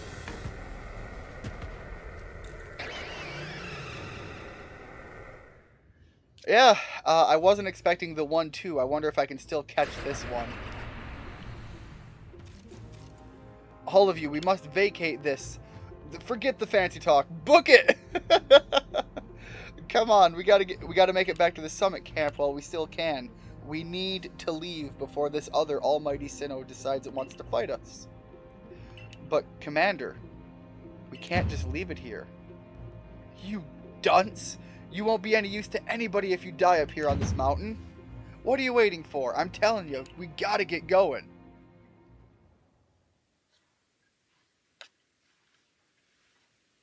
Well, I guess he won out on the argument. Such dreadful power. It's certainly beyond our current capabilities to survey such a creature. I'm amazed you even managed to stay on your feet before it, Ian. And did you notice the energy pouring out of the rift? It seems likely that a buildup of this same energy was what caused the strange lightning that threw the noble Pokemon into their frenzied state. So our two clans truly were following different Almighty Sinnoh, and both were real?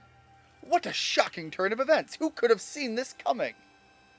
To say nothing of the shock of hearing the commander speak so differently. I must apologize from the bottom of my heart to the both of you as fellow leaders. You saw the truth that I could not. You never abandoned your trust in Ian. And to you, Ian, I acted on ill-considered presumptions and drove you from the Galaxy Expedition team, forcing you to face great hardship alone. And despite all that, you still strove to save all of Hisui. Well, not like we could just sit back and ignore the space-time rift. And we understood, Commander, that you had reasons to act as you... I don't know, his reasons weren't too good. His reasons were kind of shit. Commander, might I suggest we return to the matter at hand? We've left things in quite a state up at the temple. That's the stuff, Mr. Professor. You'd rather face what's in front of us than dwell in the past, huh? Just what I'd expect from a real scientist. A dependable attitude indeed. Yes, let us move on. No need to speak any further about my rash actions, not to mention my loss of composure. Please, never again, nobody speak of it. It seems that having Ian about has been a good influence on all. It's only natural. Ian is strong enough to defeat even the new opponent single-handedly. Whoa, slow down. Did you forget that the red chain broke? We'll be alright, armed with the knowledge mighty Palkia imparted to me. Palkia, the Pokemon that talked to you. Yes, it told me its name, but that's not all. It also told me this. I wonder if we would have a flipped script if we partnered with Adamant instead. The Stone of Creation's beginning. The Chain of Red. The vessel of humankind's invention. Unite these three and calm the chaos now disturbing the flow of time. And then mighty Palkia must go with us back to the temple. It said so. The crazy voice in my head told me that these things are true. Well, frankly, a mystical voice speaking to you after all that they've witnessed, not above believing. Well, that chain of red is in pieces now. But if little bits will do, I gathered those. And the vessel of humankind's invention, I dare say that might refer to a Pokeball. That's got to be it. But what about that Stone of Creation's beginning part? Leon might have some idea. He's knowledgeable about stones and minerals. He even goes digging for ore sometimes. Is that so? Then Warden Leon, the OG Warden, will be a fine resource to consult. And what are your thoughts, Professor Laventon? Do you have any idea what this stone could be?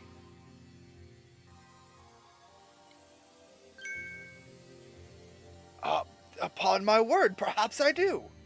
Ian, my boy, could you lend me those plates you received from Weird Ear and the others? The ones that Volo said had messages engraved upon them. There should be a few plates we're missing, I think. I don't think we have a dragon plate. I don't remember if we got a poison plate. Or even a rock plate. We got a ground one. I don't think we got a rock one. Just as I remembered. Here, on the back of the earth plate, it says, when the universe was created, its shards became this plate. I think this may be a hint to what we need. How do you mean? Don't you see? We must search for stone or Rather ore, I suppose, that shares the same material properties as these plates. In fact, I believe that young Leon might know just where to find such a thing. As he said, he'd been investigating it at Volo's urging. Now that you mention it, that Volo fellow's come around the diamond settlement asking about those plates before too. This seems like a lead worth following. It's decided then. Thus begins our search for the Stone of Creation's beginning. Although the name is rather a mouthful, wouldn't you say? I propose we call it Origin Ore. Are we gonna get... Hold on. This just hit my brain. We have this thing called Origin Ore. Unless we're gonna get other forms of some other Pokemon, here's my current theory. We're gonna catch Palkia, then we're gonna catch Dialga. From that, we're going to have the reason that things are so distorted. We're going to have Giratina pop in. We're going to have to deal with that issue. And then having all of these answers solved, we might get some sort of tie-in with Arceus coming in to correct all of what has gone wrong. Arita, may we ask for your clan's aid once more? Of course, I'll call Lee into the summit camp at once.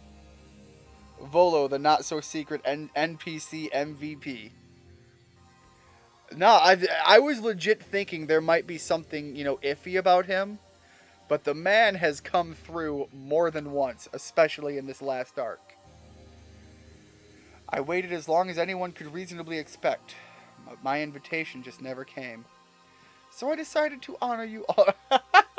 That's who it was off in the distance. So I decided to honor you all with an unsolicited visit.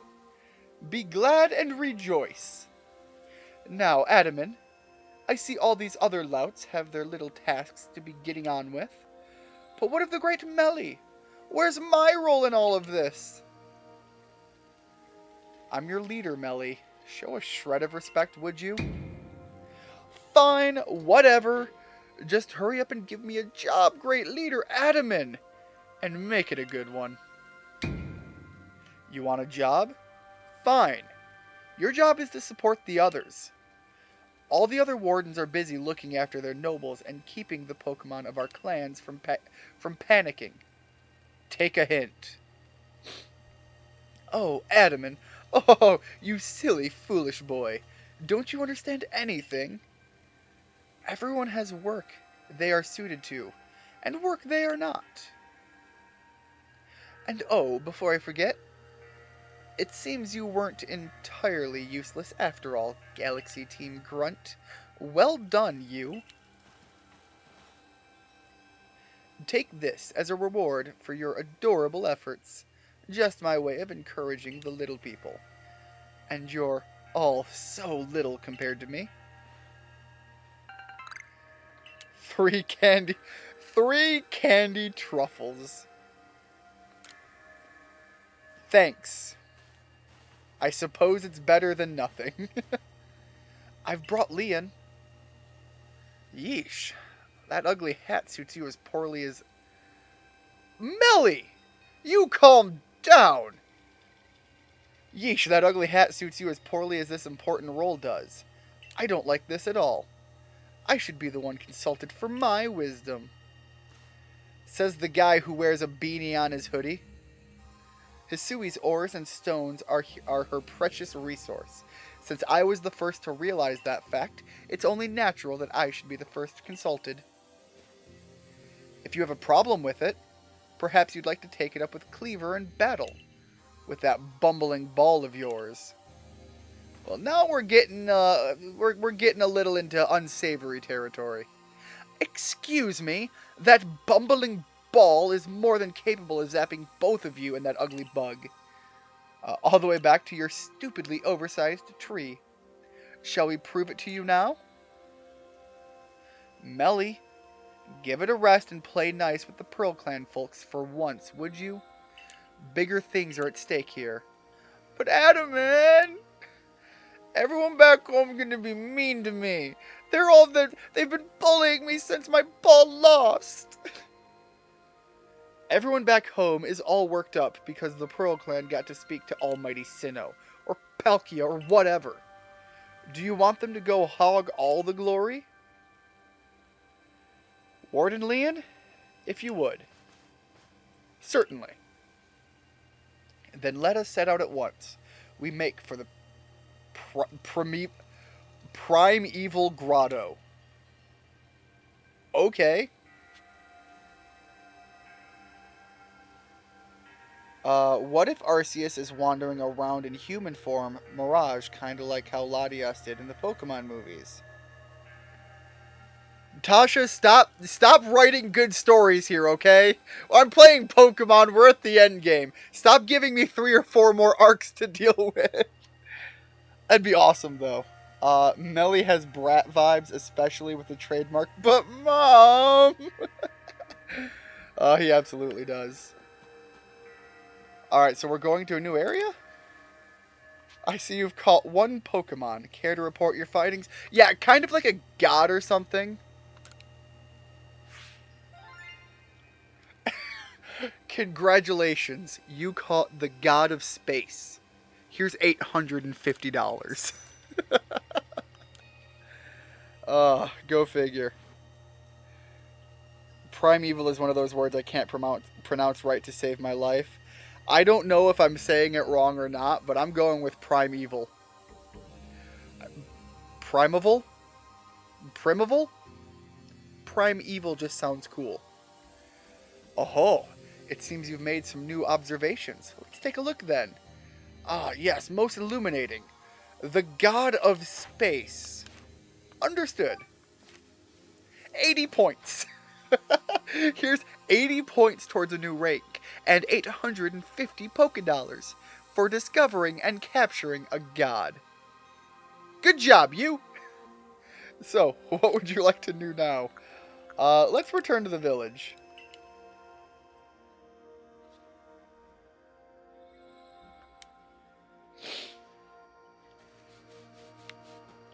So now that we're here, can I stock up on a few items? Say hi to a few people? Won't be long before your next great... no new items? You never lost faith, did you, Arizu? In the mood for a style... Again, yeah, we never lost faith in you. Well, none of us, ever. No issues. It's all in the past. Ignore the fact that you're walking around with a god in your pocket. Want a haircut?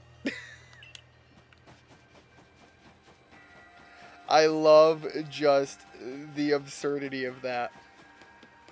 Obviously, I'm going to need to put Palkia in my team.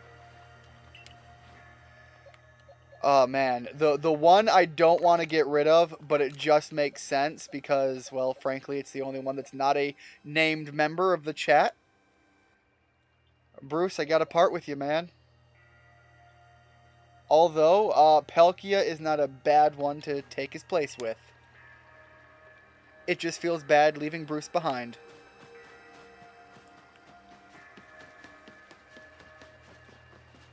You know what?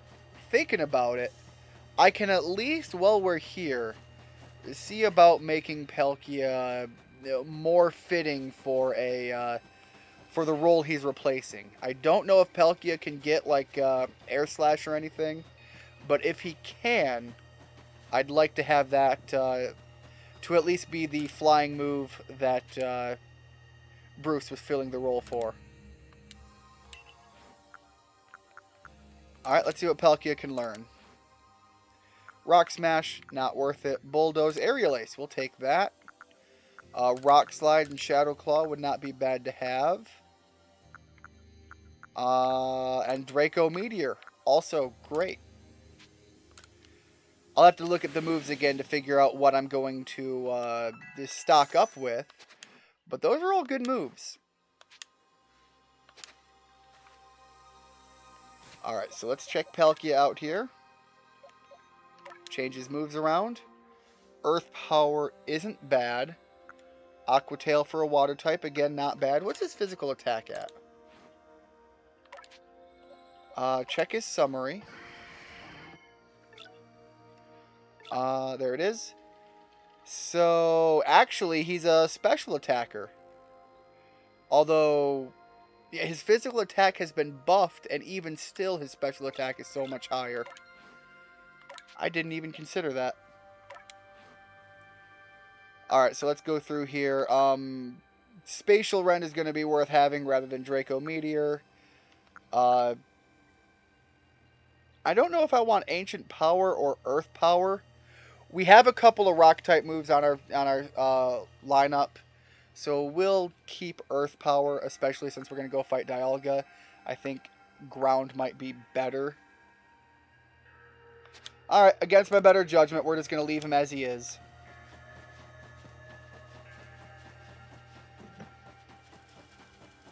Hey, can you tutor my god, please? Okay, here we go. Primeval has 12 ways it seems like it could be pronounced. Google says Primeval is right, but I could get behind that. Primeval? Prime... Maybe I can't. Primeval? None of us lost faith in in you, Orizu says with a 16-foot nose. Hey, can you tutor my god, please? I love how nonchalant they are when dealing with this version of the almighty Sinnoh. It's like, when it was a myth, it was handled with incredible reverence. Now that a small child has it sitting at his hip, all of a sudden the gloves are off and we're just, okay, yeah, cool, it's just another Pokemon. Almighty Sinnoh, the creator of, the magnificent being. Oh, it was just a Pokemon all along. Who cares?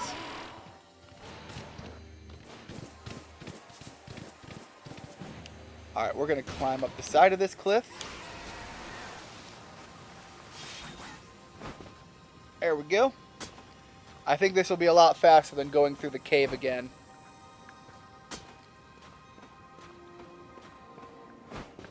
God, that does look cool. I'm going to be honest, it's not Calamity Ganon cool.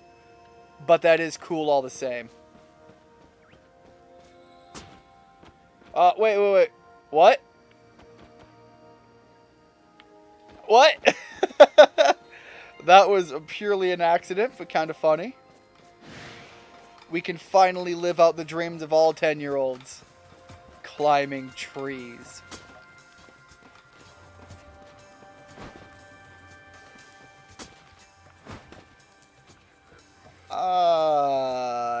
Yeah, let's go down the old-fashioned way here for most of that at least. God, so many Ursarangs here. I don't want to fight you guys. Leave me be. I don't want to fight you guys. Leave me be.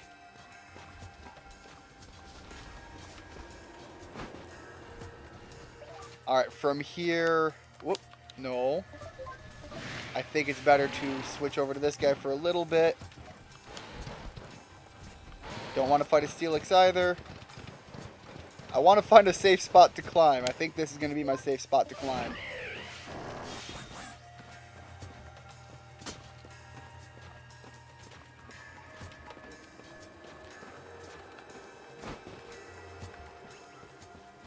Alright, and back to the deer. Which, I guess I shouldn't have stayed at this. Never mind. It's right here that we're climbing anyways.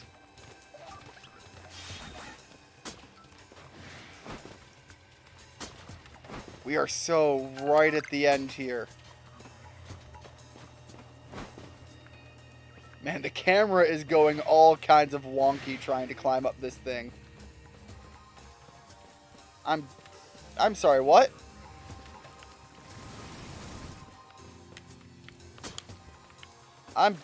Did I miss something? Was there a cave to get in? Hey guys, there was a cave to get in. I found it.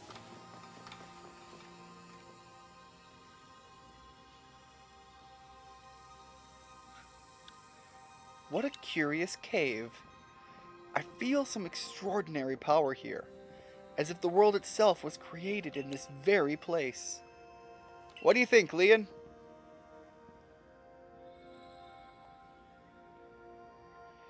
Taking into consideration my knowledge of ores, my skill at mining, and the strength of my Sligoo's moves, I think you'd better leave an extraction work to us, wouldn't you say? I guess fair enough? We're gonna have to ask you to stop right there. The world is ending and you three are still coming in to get involved? Oh, come on. Who's there? We don't have any more time to waste with... Clover? We haven't seen you since you walked out on the clan. Where have you been all this time? I don't have to tell you nothing. Look, you can carry on digging out the treasure you're after, and then you'll give it to us. I don't know why you even look surprised. It's not as if you were hard to follow. What we seek may be as precious as treasure, but this isn't about how valuable it is. We need it to restore this awful sky to normal. That earnest, goody-two-shoes act of yours is what made me leave the Pearl Clan in the first place. Hold on. So this whole time, these three were just like, we were abandoned and thrown out, and now we have to do terrible things in order to even live the way we want? And by the sounds of it, they weren't thrown out, they just up and left? I don't care why any of you ran off to play bandit, but I won't let you get in Leon's way. There are 3 of you and 3 of us. Let's go, Ian. You take charm. Saturn, Cadmus, and some other chick? Basically. I bring good luck to my blah blah blah, you talk about your sisters, and now we have a battle. So, basically we're fighting Captain Ginyu.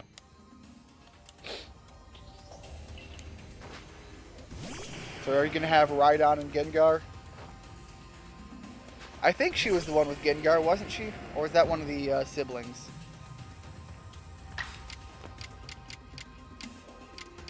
Alright, Rhydon's kind of rough here, so... as long as we can take the first hit, we can really take him out easy here. Technically speaking, he's going to probably hit us with a ground-type move, and it's going to hurt like hell, though.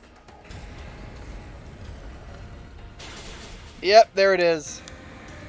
Kind of saw that coming, but I really wanted to play it off with the starter for the victory there. Alright, Chief, come in and bust ass.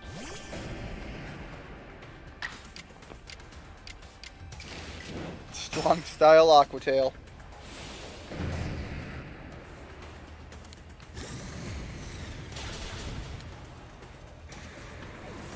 I do love all of the Easter eggs in the characters tied to the characters that we do know.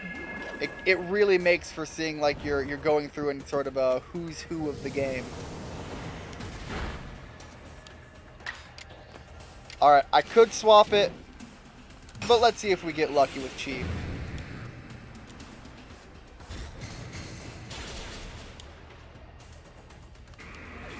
See, with hypnosis not actually being sleep, and rather it's just being a type of drowsiness, it really got nerfed as a tactic.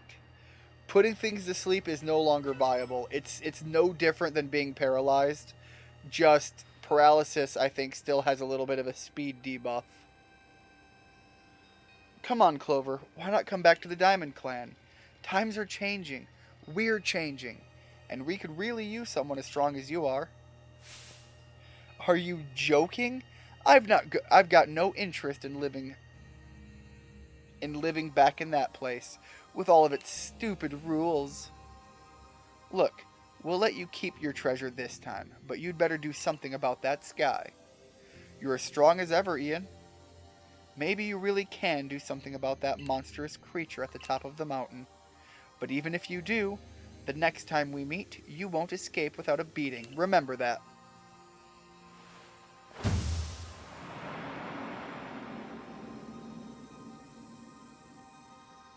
Well, alright. Honestly, those 3? What did they even come here for?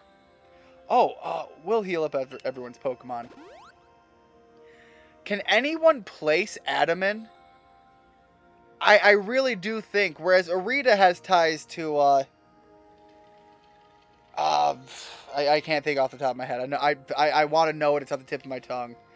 But Adaman, I can't place. He seems very unique to this game. Even if I suspect they may have been worried about us. Perhaps even wanting to help. Then they should have just said so. What a pain they are hiding behind that attitude. Alright, well, we're getting our item all the same. I was able to extract some of that origin ore, or whatever it is that you call it. I suppose it had better go with you then.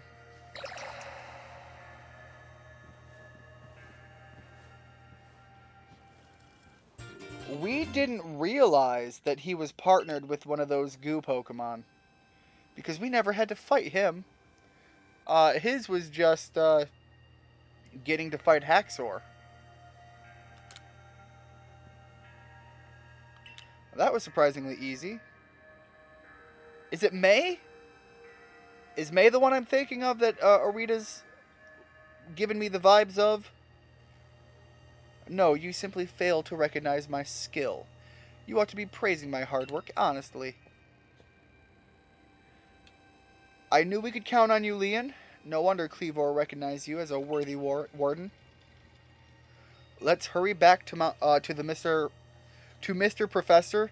Is he Mr. Dr. Professor? That Laventon's got sound judgment, plus knowledge to spare, despite his silly streak.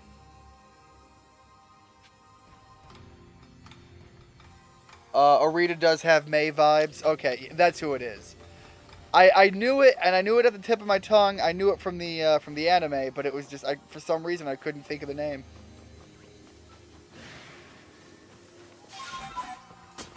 Again, not too uncommon for me to just be like, what was the thing called again? Who was that person?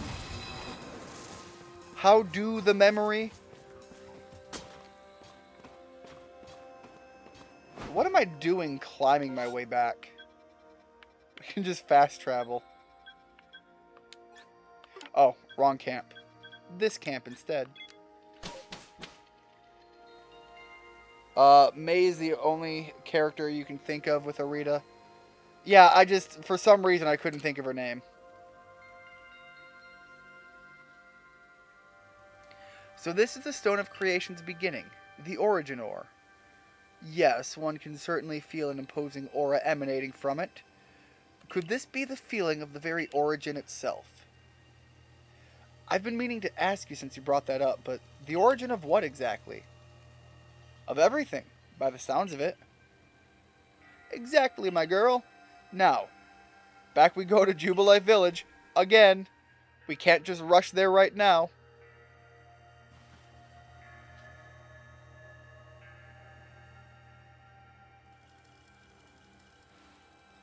Alright, Mr. Professor. Alright, Mr. Professor Patrick. It's all in pieces now, but this is what's left of the red chain. Splendiferous! Even in pieces, I think we'll find it still perfectly fit for our purpose. We're jolly lucky to have had the foresight to pick up all these broken pieces back at the temple. Alright, your turn, Ian. Next comes the Stone of Creation's beginning. Yeah, let's not mess with Palkia in here. We should probably step outside for that. You handed over the Origin Ore. The fragments of the red chain, collected at great personal risk by the Diamond Clan. Then the Stone of Creation's beginning, which we only learned of thanks to the Pearl Clan. And now it is time for the Galaxy team to play its part, and turn these items into a proper vessel. Are we basically making a Master Ball? Akari, my girl, you are one of our team's greatest craftspeople. Could I ask you to do the honors? This is my true battlefield, Ian, even if it may be safe indoors. This may take us some time. Perhaps the rest of you had best wait outside while we work? I'm almost thinking maybe Adaman might be who was the gym leader in Ruby and Sapphire that had the Milotic? I mean, it's a huge stretch. There was another water leader as well that might also be on the consideration, but I can't think of him. I can't think of his. I think he was like an older guy. Kind of more cut and proper designed rather than flamboyant. I don't think it's either of them. I think I'm trying too hard to place him, and I'm just reaching for desperation. Come on, Mr. Dr. Professor. Wish they'd hurry it up in there. I'm starting to suspect all of your prattling about the value of time is a cover for your own impatience. If sitting back and waiting actually solved things, I'd sit forever, because that'd be using time well, unlike this. That's kind of harsh, but also kind of a great comeback. Like, low-key, that was good. I dub it to the Origin Ball! If the message conveyed to our good clan leader can be believed, then this should allow you to catch the Pokémon that has appeared at the Temple of Sinnoh. What does it look like? That looks badass! You obtained the Origin Ball, a singular and irreplaceable Pokeball that can be used to catch the frenzied Pokemon raging at the Temple of Sinnoh. That's really kind of badass looking. These Pokeballs of yours are full of wonders. To think the fate of all of Hisui could rest in something so tiny. It's interesting how catching a Pokemon in one of these things brings the two of you closer together. You have people in your clan who are literally raised alongside their Pokemon, darn near if not from birth. And I'm just like, yo, this ball, for whatever reason, it really makes up for like 15 years of missing time. Wait, please, I hear something. That voice, it's speaking in my mind again. You mean Palkia? Yes, it appears that mighty Palkia is willing to lend us its strength in this battle. Now that's what I like to hear. The Pearl Clan's almighty Sinnoh. Well, I guess I should just call it Palkia. It's one fierce Pokemon. Alright, everything's ready, Ian. Take the Origin Ball and hurry back to the Temple of Sinnoh together with Palkia. It's the event ball they use for Wait. Is that the event ball they used to use for Pokemon mystery gifts? Is it? I can't place that in my memory. I don't remember that. Wallace. Wallace might be one of the characters I'm thinking of that I am wanting desperately to place Adamant as, but like I said, I think I might be going too far in the random reaching to try to justify it. Yeah, I should hold on to those still, but I can put those in the box.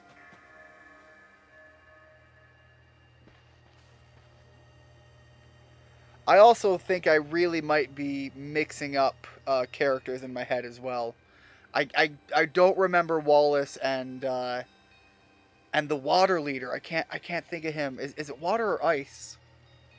Man, I really don't remember those characters strongly enough to try and picture them, and that's a shame. And here you are. I remember the Milotic guy specifically, but I only remember him as the guy who had Milotic. I don't remember clearly what he looked like. I think one of his outfits had a really deep V cut though. But even then, like, man, why can't I remember those characters?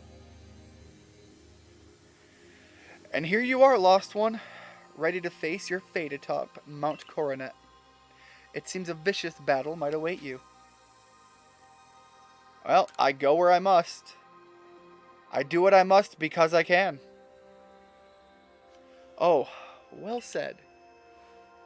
Now, hearken to my words, young ones. Time cannot be severed from space, nor space from time. The being you will encounter at the top of at the Temple of Sinnoh is Dialga, ruler of all time.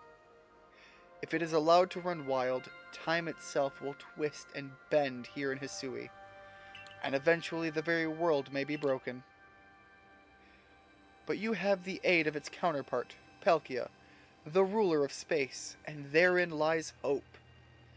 Balance will be brought to time and space, and the world can once again be as it should. Now, take Palkia at your side, and make for the Temple of Sinnoh once more. It actually kind of looks like the Cherish Ball now. The Cherish Ball, okay, I recognize that one. Calling it by that, I remember what you're talking about, and you're dead on. It does really look like that. The mystery gifts were always in red balls with a black line and nub thing.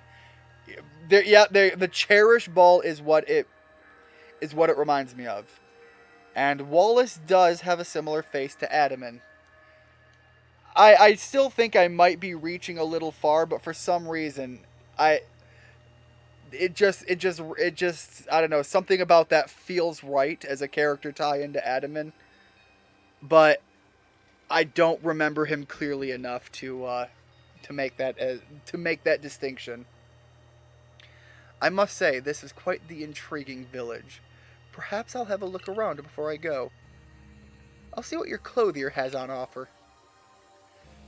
Excuse me, is this the time for shopping?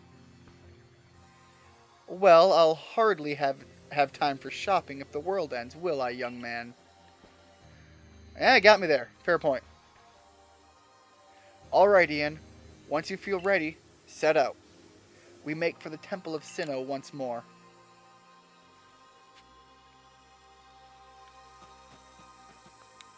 Heading outside.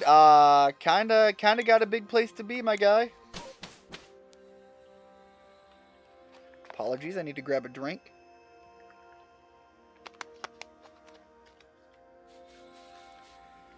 Alright, let's see, are we healed up? We are healed up. We have our items. We have the... That absolutely is what that's based on. You're 100% right.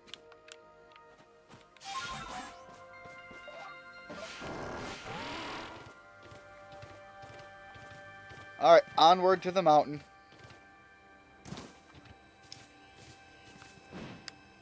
Water. Land. Climbing.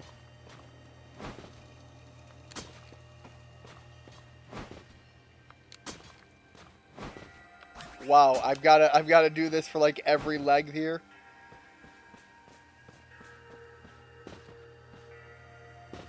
Hold on. Hold on. Oh, I can't climb this tree? What was special about that other tree then? I wanted to climb a tree real fast.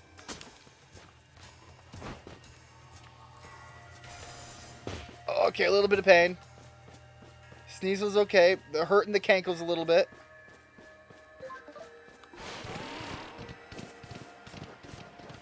We'll heal up over time. Whoops. Nope, this one. Oh, is that a Magnezone up there? What is there a Magnezone doing here? Magnets don't exist yet. We had to get a Magneton from, like, time travel bullshit. There had to be a distortion for... I suppose... Okay, I need to temper my, my expectations. If Magnetons are coming into this world through distortions, I suppose it's not outside of the realm of possibility that one would get out of those little orbs and make it into the world and evolve. It just seemed a little out of place.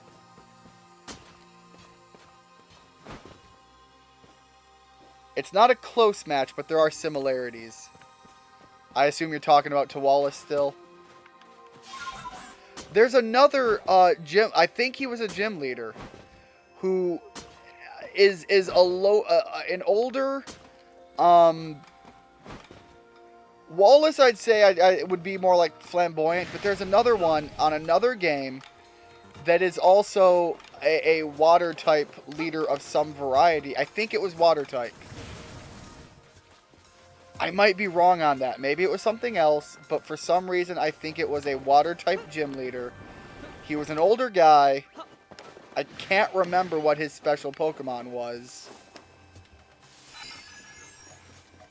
I swear if I saw a picture of him, I'd pin it immediately. But my memory of him is so vague. But anyways, it would be hard to tell specifically, given that the character I'm thinking of is so much older than Adaman. But I think he might even be a better tie-in to the character.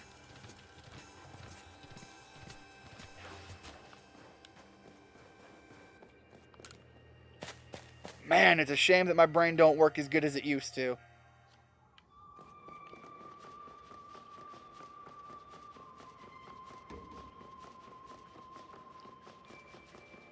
Oh, thank God it's not Benny. I was afraid Benny was going to be up here, still lost in his ways. Just the boy I've been waiting for.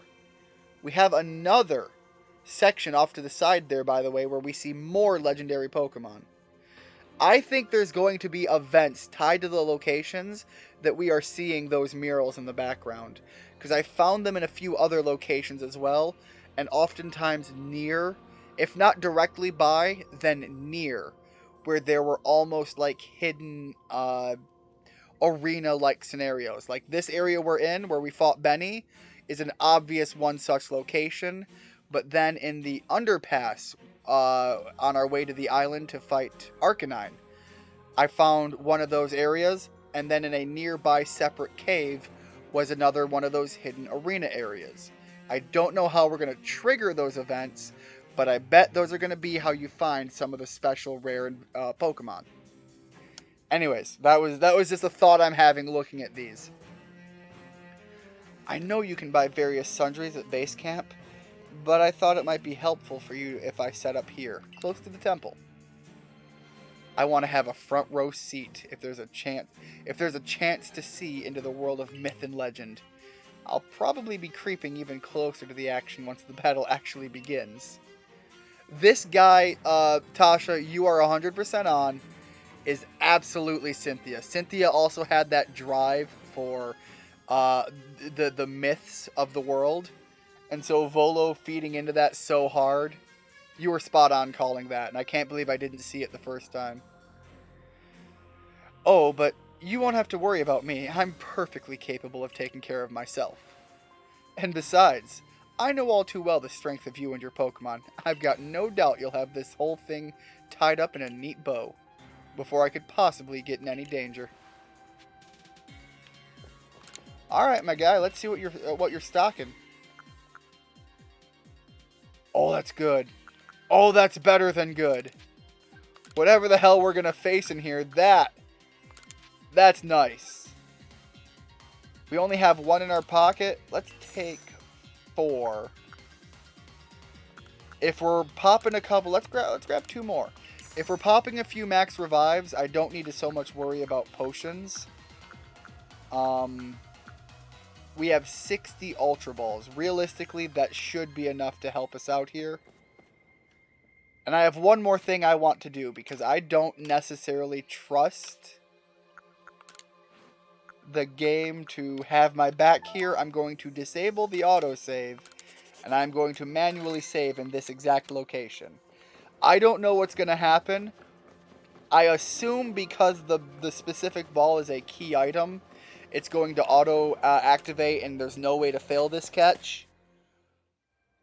But I'm worried.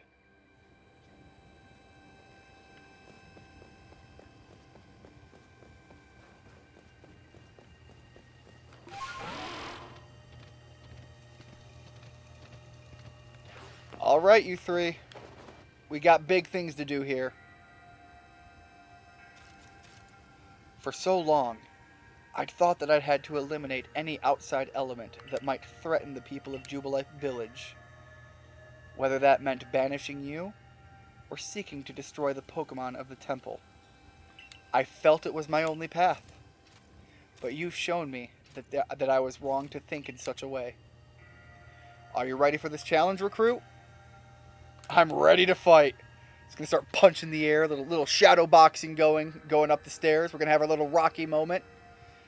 Ian, all of vast space, your place has found you. In all of vast space. Okay, yeah.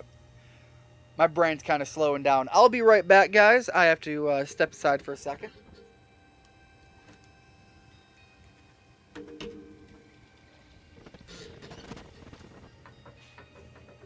I'll be right back.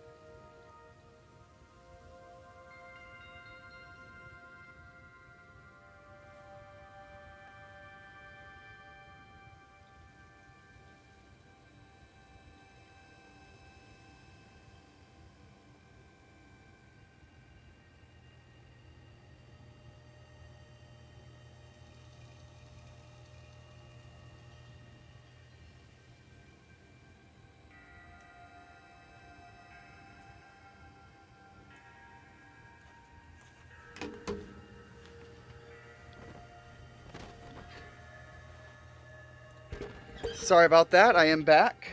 One of those moments, I had to go use the restroom, but while I was there, I looked up who I was thinking of.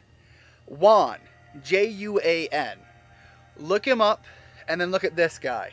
There are hard differences, but something about that seems plausible as well. Ian. And so yeah, no, not Crasher Wake. Crasher Wake would be a bit of a rough one to try and see here. Ian, in all of vast space, your place has found you. What in the world does that mean? It's a Pearl Clan saying. It reminds us that occasions we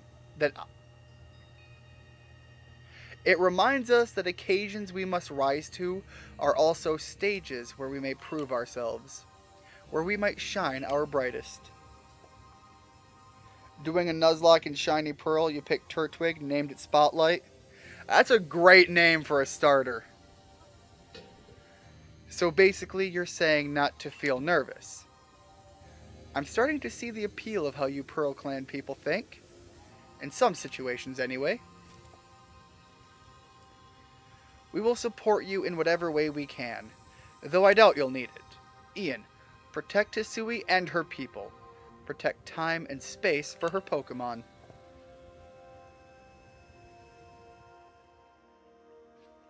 But yeah, someone look up Juan from Pokemon. He's older. He's got the two-toned hair. He's got a little bit of a mustache and I think a cleft chin. But legitimately, something about him just looks a little bit on par. Almost like if you took him and Wallace and combined them into one character.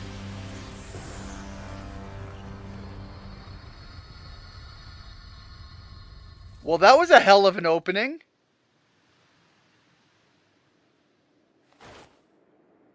And just like that, it's done. Palkia came in, ultra tanked the hit.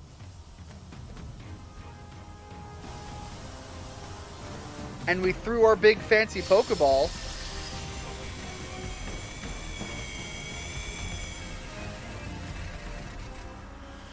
Oh, maybe we didn't throw it. Maybe it was...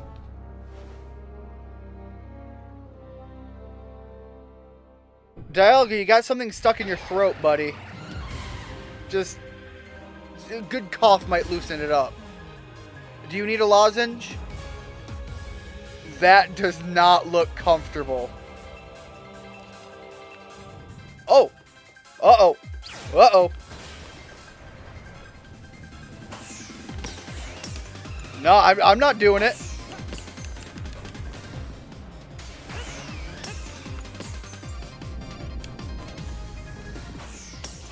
You calling me out? You know I'm good for this, Dialga. Oh, that's a little rough. Oh, dodge. Oh. Okay.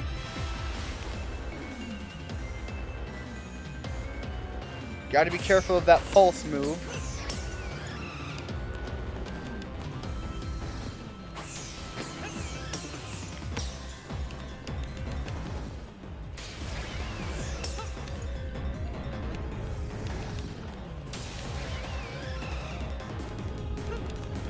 Alright, I think you're going to start pulsing soon. There we go.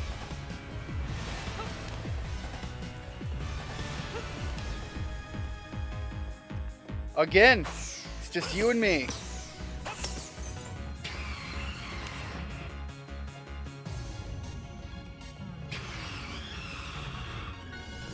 Ho! 1, 2, 3. Oh boy. Okay, then the fire behind still hurts. Understanding the problem here.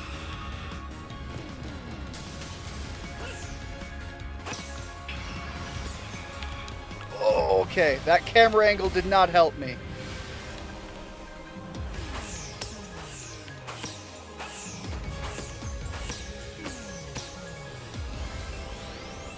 Oh boy. Get me out of that.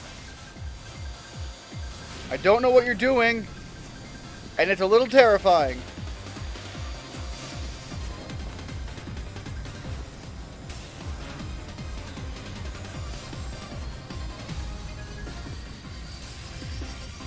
What in God's name is it gonna unload? Oh boy!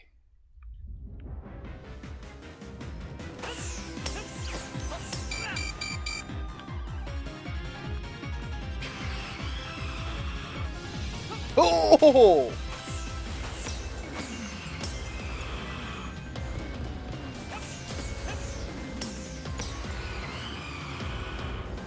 Okay, couldn't do anything there.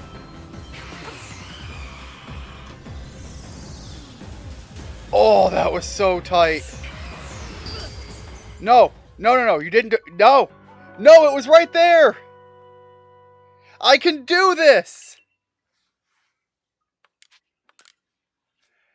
I can do it without having to start the battle.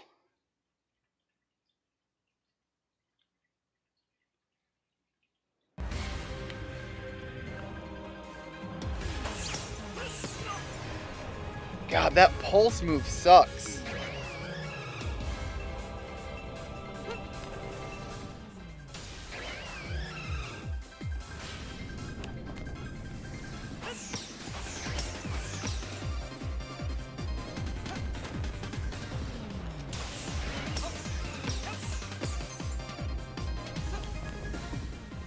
Alright, now you're going to do the pulses again.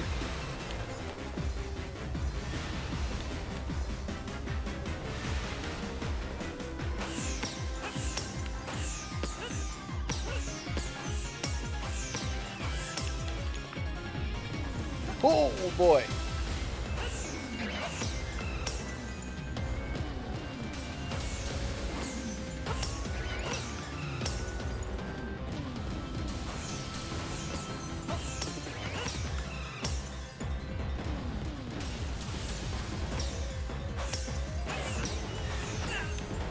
geez, I was too late on that. My bad.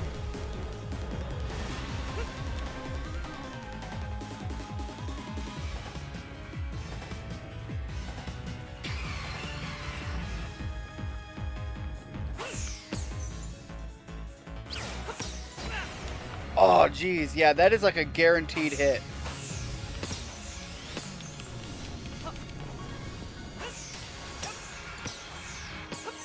No. No. We can do this. Oh, those iframes. Gotcha. Whew. Oh, that was a little sweaty. You tend to forget about Juan because you didn't own Emerald. May be able to avoid using those revives. Yeah, having to be able to do it that way, I was able to. You love the remix of the original theme they used when... I'm sorry, I didn't even notice the song. I probably should have paid more attention. But what about that ball throw, though? Slapped him in the dome with it.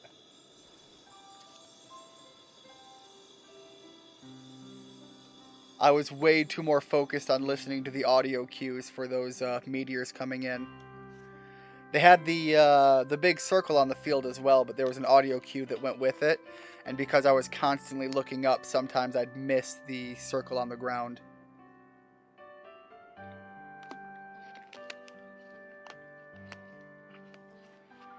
That one was not that easy. He caught it. He really did it, didn't he? My eyes aren't lying, right? He actually went and caught it. What would be really cool, hear me out, if Adaman, in some weird way, and I'm just going off of the blue hair and the fact that I love him as a character, James from Team Rocket.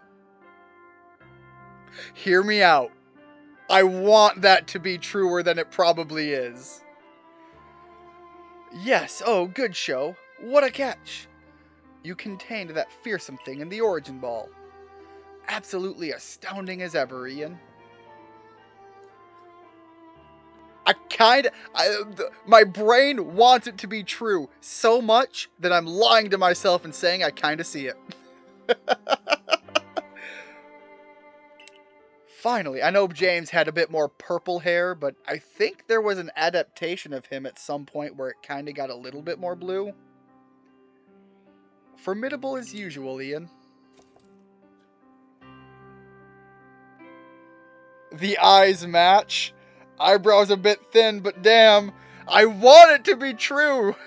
I refuse to not believe it now just because headcanon. Yes. Big sniffles.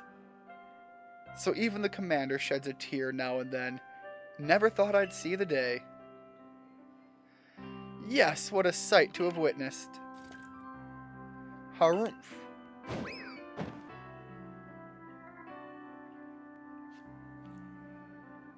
Skills so fly it cleared the sky. God damn it, Tashi, stop coming up with good shit. You gave me 3 extra chapters in the game that they couldn't even come up with, and now you've got one-liners to end this on. What gives, Commander? Not sure I deserved a sumo throw. Well, at least it seems this is no dream. Listen up, all of you. We faced a calamity unlike any we have known, but we were able to overcome it by working as one. This calls for a celebration! A festival for us all. Gather your clans. This will be the greatest celebration Hisui has ever seen. Celebrate? With the Diamond Clan? The 2 clans together, huh?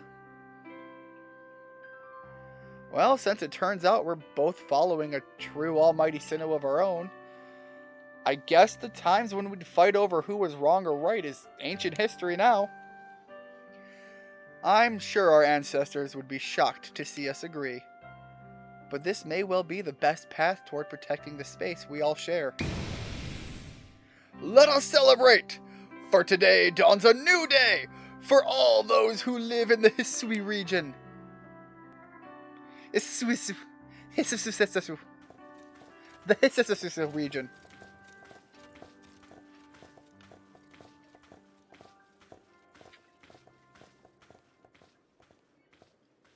We're not done. We still have an Arceus to tackle.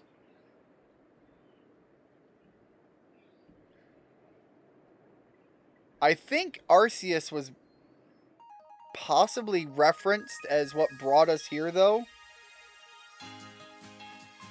So what if Arceus was what brought us here, knowing that Palkia and Dialga were having a shit fit again? Wait a minute, were the gods released at some point? Or are there multiple Dialga and Palkia in the world? Well, unlike, and hear me out, unlike with modern Pokeballs that are synthetically made, that might take thousands of years to break down, the balls that we're using are made primarily out of natural material.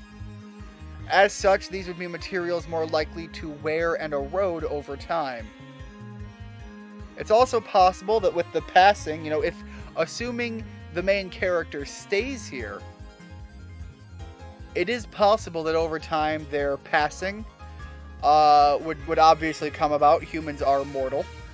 And the people might release Palkia and Dialga back to do the job that which they were meant to do.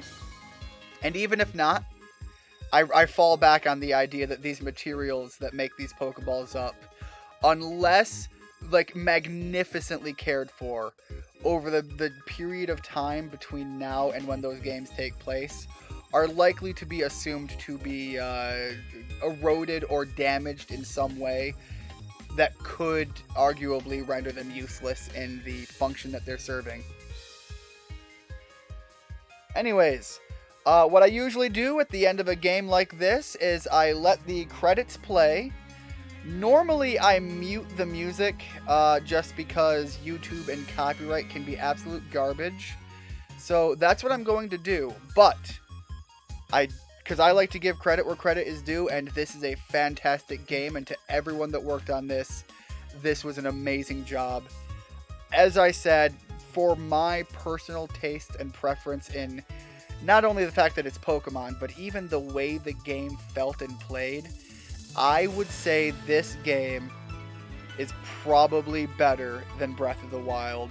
And I think many would hear me say that and say that it's a grave sin and that I'm just fanboying about Pokemon. And that second part might possibly be true, but I still stand by the idea that this game was, for what it could be, for what it had to be, understanding that the issue that the Pokemon franchise was facing, for what they had to do to turn things around and become favorable again, this knocked it out of the park in such a degree that I think this might be a new kickoff point. I don't know what else to say. If you have a Switch and you like Pokemon, play this game. It's good. The story is good. The mechanics are great. Even I would say that even experiencing the story, you unfortunately won't have the splendor and the joy and the experience of the first time like I did. Specifically doing everything I could to avoid this, and I'm trying to talk during the credits so that I can keep things going on. Let me take that away now. Having everything be new, being able to stay in the dark as I did,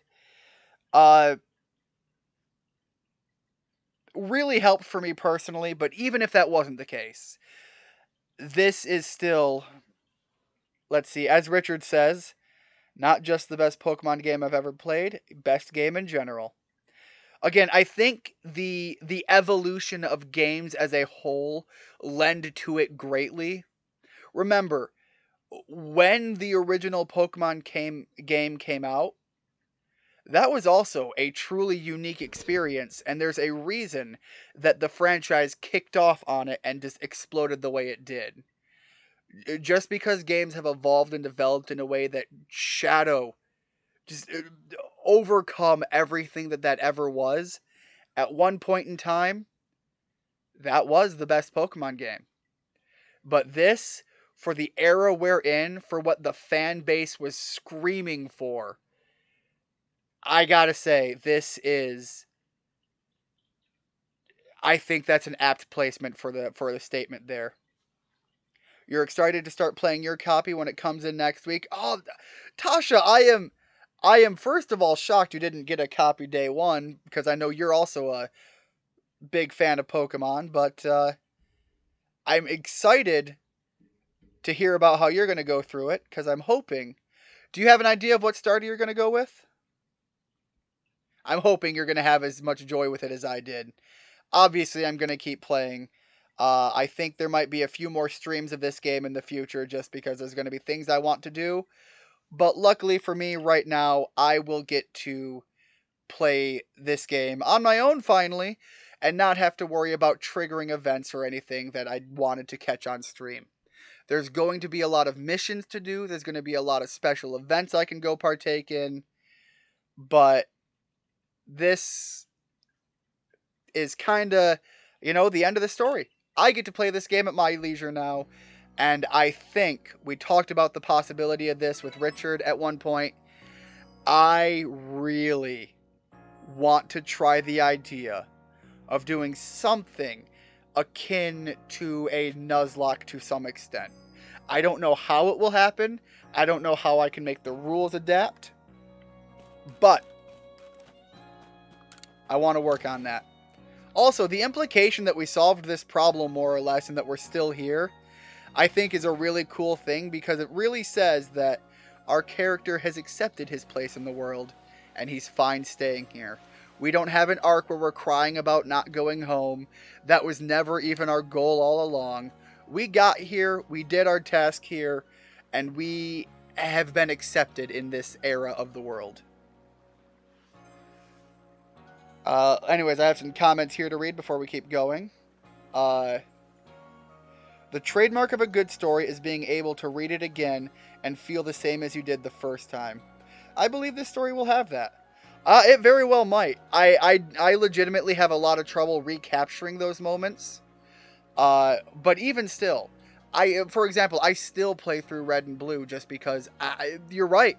I play through them and I still get at least a grasp at the joy and the marvel and the wonder and the excitement that I had first playing it. Sure, in my case, it's not, the same, but I still go back to them. Crystal, I still go back and play Crystal. So, absolutely, I gotta say I completely agree. You're gonna go with Rowlet because Funky Owl Friend. I also hear Rowlet's third form. I haven't seen it yet, but now I can spoil myself and go look out for this information. I hear he's kind of designed after a Ronin, which is really cool, and I really like that idea. So I'm going to go check those out at some point as well. That and you were torn because you didn't know how a lot of mechanics would work, so you wanted to hold off. That's a fair point. Anytime they change from what they've done normally, for a lot of people, that's reason to be cautious. And I think a lot of people were cautious about this game, and given what they have done prior, I would say absolutely fittingly so. It was a fair call for people to be cautious about this game. Now that it's out, now that I've played it, now that I've gone through it, I would say to anybody who is skeptical and hasn't watched a stream, that caution was well-founded, but you can let go of that and play an amazing game, because that's what this is. It looks like the space-time rift has vanished. The sky's gone back to normal again, which I suppose means we'd better get back to our original mission, completing the Pokédex. We're going to meet in the Survey Corps' office to discuss our next steps. See you there soon, Ian.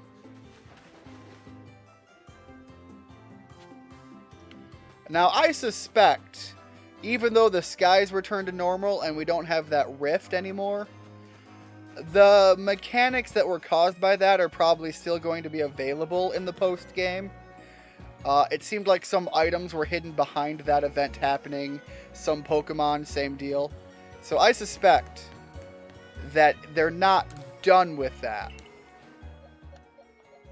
Gonna get Palkia out of my team, though, for Bruce back.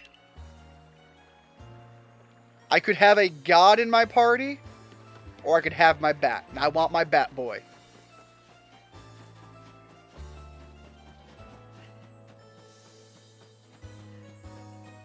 But yeah, there's no way I couldn't say enough good things about my experience playing this game.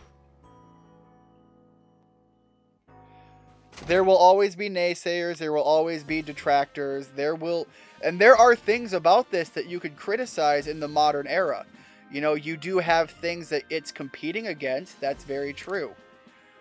But what this needs to be compared to first and foremost is other Nintendo games and other Pokemon games. And on those scales, this is cracking everything out of the park. There are some requests posted on the blackboard, a token of gratitude. Medi of the Diamond Clan said she was saved by a mysterious Pokemon many years ago.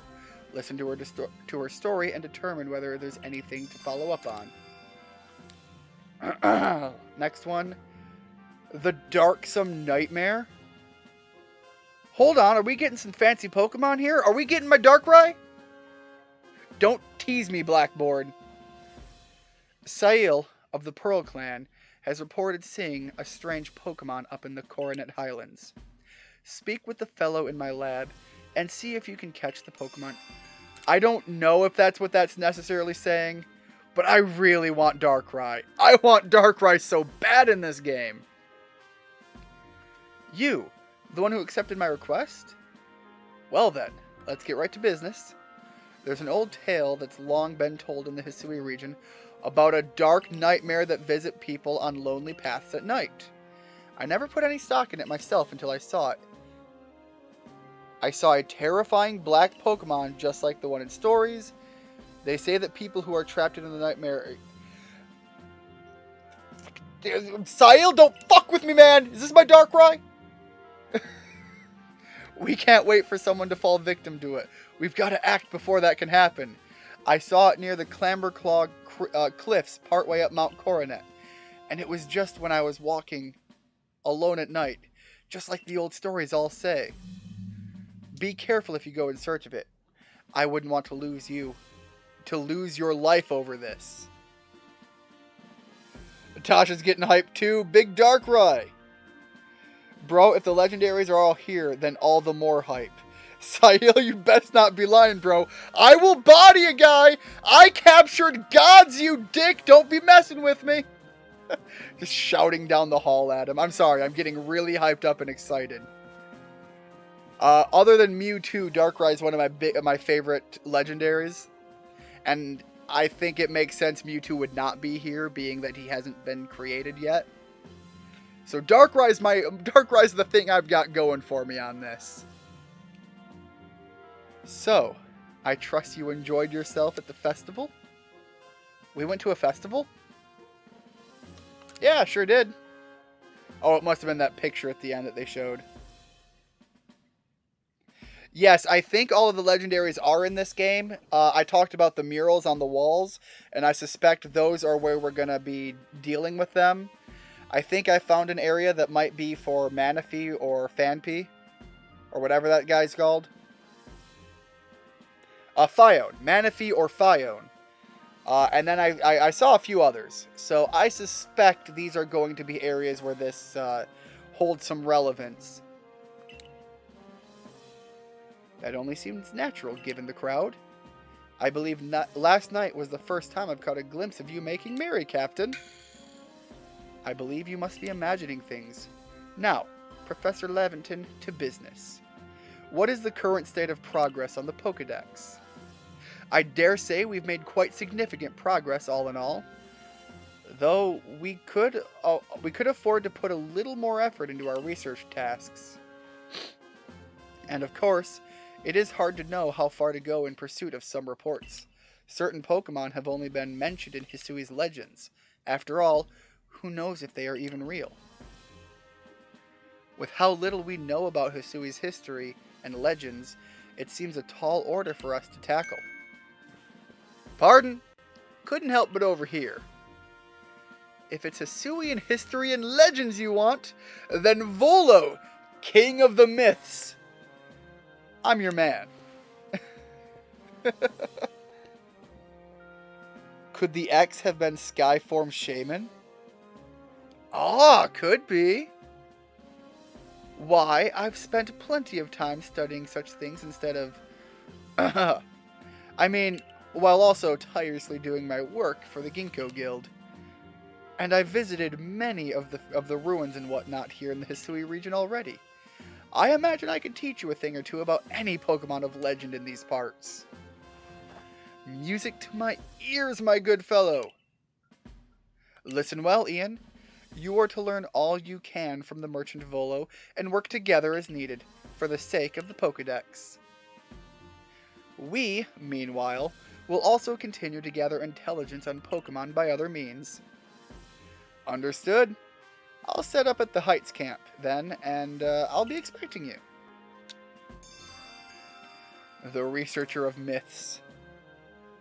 Volo, the living encyclopedia of myths and legends. Besides, I have something I'd like to discuss with you. I hope you won't keep me waiting. Alright, so that's another mission. It seems like that's the currently active mission, so we'll see this one through a little bit.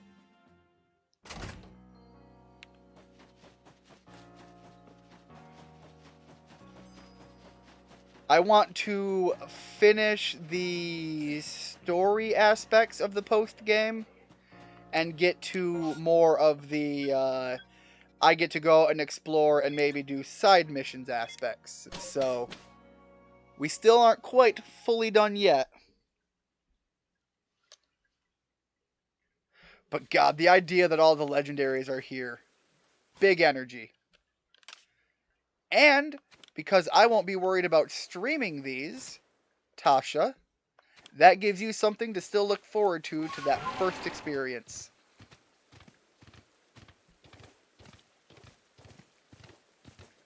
And I swear to God, what was his name? Sail? If Darkrai isn't here, him and I are going to have some very harsh words that are not YouTube friendly.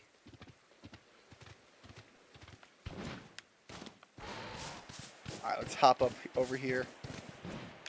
Can't quite... Oh, no, we made it. Made it just fine. A little bit of a hop, skip, and a jump.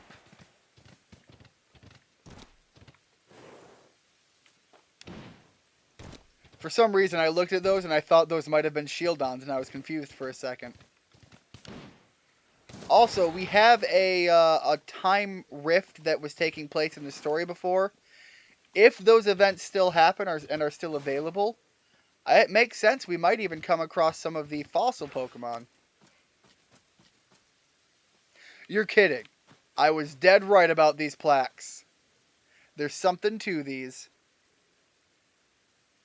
You literally ordered it today, so big scream. Ian, there you are. Have a look here if you will. A good, long, close look, please. Volo, please, I'm 15 years old. You can back off a little bit, okay? See these patterns modeled after Pokemon? I've come to think that they might be letters. Rather like hieroglyphs, if you will. I've inspected ruins across the region, and have concluded that they all seem to tell the same tale. If each one of these is a letter, I wonder if it correlates to the name. And if it does correlate to the name, can I look at these and actually translate them myself? We clearly see that we have, looks like, Uxie over there. Is that, not Azelf, Mesprit next to it. Looks like Regigigas. Arceus up at the top. Possibly Kyogre in the top right. And then that's a repeating character, both that one and the one to its left, at the bottom left of everything. Very interesting. The tale of a brave soul who, together with the Pokemon at his side, went on a journey to search for the fragments of an all-encompassing deity. A deity? Yes, an all-encompassing deity. The creator of this very universe, and its name is... And I will not change its pronunciation, it is Arceus! The people wanting to change it just because of a movie that retconned true canon can bite me. It's Arceus. I'm following the logic of video games in time's memorial. Perhaps you've already heard this name. It does sound familiar. Are Shieldon and Cranidos present? I've heard possibilities that they might be. One Pokemon that I do know is present that narratively wouldn't fit without the inclusion of time distortions. And now that I'm in the post game, I wonder how I'd be able to find it if those events aren't real. Porygon. I know for a fact Porygon's in the game. Porygon is a man-made Pokemon. Porygon is a man-made Pokemon that was made eons after this game takes place. Or eras, however many generations. So with that knowledge in place, and the fact that I have a Pokedex to complete, obviously they need to be relevant and in the game somewhere, somehow. And so if we have Pokemon from the future, it stands to reason that there's a very fair and reasonable possibility that we might have Pokemon from the past as well. And if we do, I really want an Aerodactyl because he's a big angry boy and I like him. Of course, what else could I have expected from the hero who saved the Hisui region? But now, let us discuss the fragments. They must surely be the plates. Yes, the very plates you collected as you went about quelling all of the frenzied nobles. Haven't you noticed that they all have words carved on their backs? Go on, give them a read. You read the text? The original one, breathed alone before the universe came. This original one is none other than the Pokemon known as Arceus. His foot had a little twitch there. It's kind of funny. So, what do you say, Ian? I think we should try to gather all the plates. Yeah, there it is. It's kind of having a little twitch.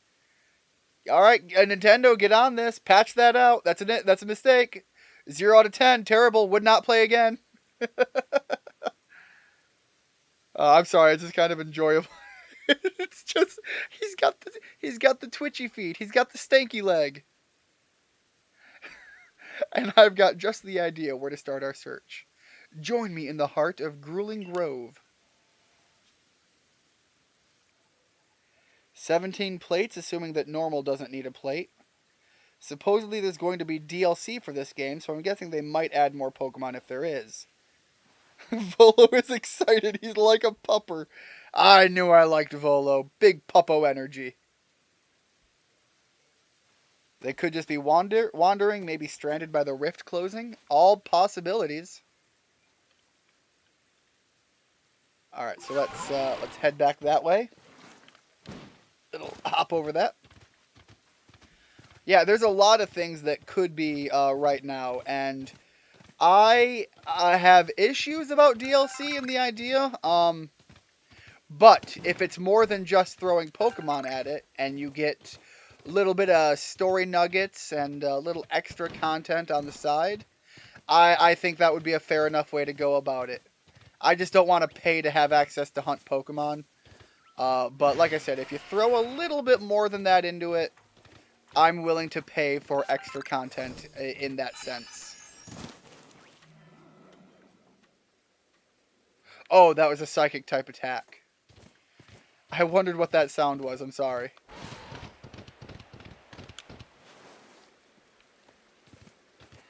I just need Volo to not pee on my in my shoes when he gets too excited. That's a part of the Puppo energy I could use without, please.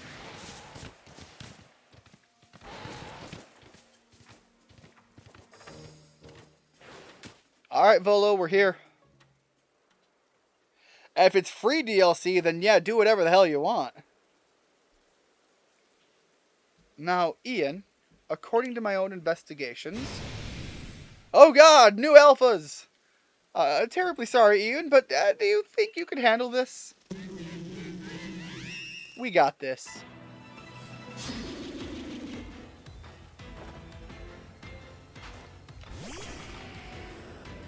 He comes out and he just blows a little puff of the purple energy. He looks so good! She looks so good. I keep forgetting that. Alright. You know what? I'm gonna try to catch this Vespa Queen. So let's see if we can't take a hit or two from her. She's only 5 levels higher than us.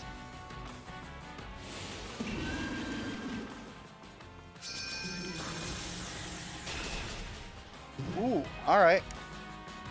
But you're also hurting from the burn. So even if we have to wait this out the long way, you'll get low enough to start trying to catch. Right, I need something not very effective and less likely to crit. Chief, you're up. Rock Smash seems like the best bet. But yeah, free DLC, if they're just going to drop Pokemon in and just say, hey, go for more. Absolutely. I think if you're going to do free DLC, that's kind of what I'd expect. And thus, getting anything more than that would be above and beyond. But if you want me to fork over cash, unfortunately, I'm a Pokemon whore, and I will. But for me to do it and not be super bitter and angry about it, you need to put more than just the Pokemon in the game.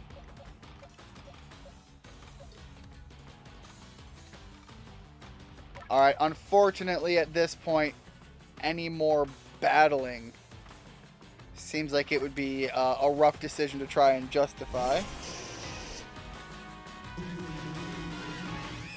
I love that they look at you when you get close like, hey bro. Hey bro, I love you. And I appreciate your support, but please let me handle this. That's exactly what he did. He even walked forward like, hold on. Step back, little one. Alright, let's throw an Ultra Ball. Yeah, not only did he stop and look at me, he even stepped forward.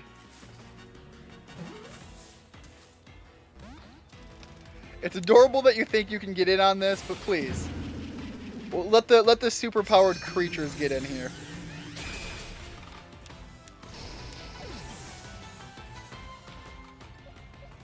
Alright. Given that didn't even shake, if that happens again, I suspect the game's going to be trying to tell me that this is not a catchable Pokemon. I'm going to give it one more shot, and if it instantly fails again... We ran into this once before with one of these Pokemon types. Never mind. Yeah, there was a Pokemon at one point that for whatever reason I threw ball after ball after ball, and it just immediately popped out. So, I was starting to wonder if this might be another one of those moments. And we got a Stone Plate. That's one of the ones I called out that we were missing. Why did that Alpha Pokemon have the plate we were looking for? Maybe it just happened to find the plate lying around. Come on, Volo, you don't believe that. In any case, that's the only other plate that I had any information about, so that's that. And yet, nothing seems to be happening, which makes me suspect there must still be more plates left out there for us to find. Not to worry, though. I know the perfect person to ask. She's bound to know all about the plates. Can we go see her now? Can her location be a place to just stop in? The one and only Mistress Kagita. Yes. Kagita? I think we're going to go with Kagita. I don't know why I pronounced it that way just a moment ago. You haven't had the chance to properly thank her for helping you in obtaining the red chain, am I right? All the more reason to pay her a visit. So onward to the ancient retreat. I also love that. I mean, obviously it's the tie-in to his love of myths and legends, but I love that it seems like he wants to jump at any opportunity to have a reason to go see her. Yeah, we'll report our findings. Big Vespiquen. You caught Vespiquen, so yes, you can. Yeah, I was just getting a little cautious about the opportunity there. You know, we ran into that once with God. What was it? It was the violin-like insect Pokemon. I can't think of the name. All right, there's a few more points. Oh, wait, I know how I can do a faster travel. I don't do this normally. It is. Okay, so her place is now just a standard location. Can I get, please? Can I, no? Alright, so maybe I have to go here first?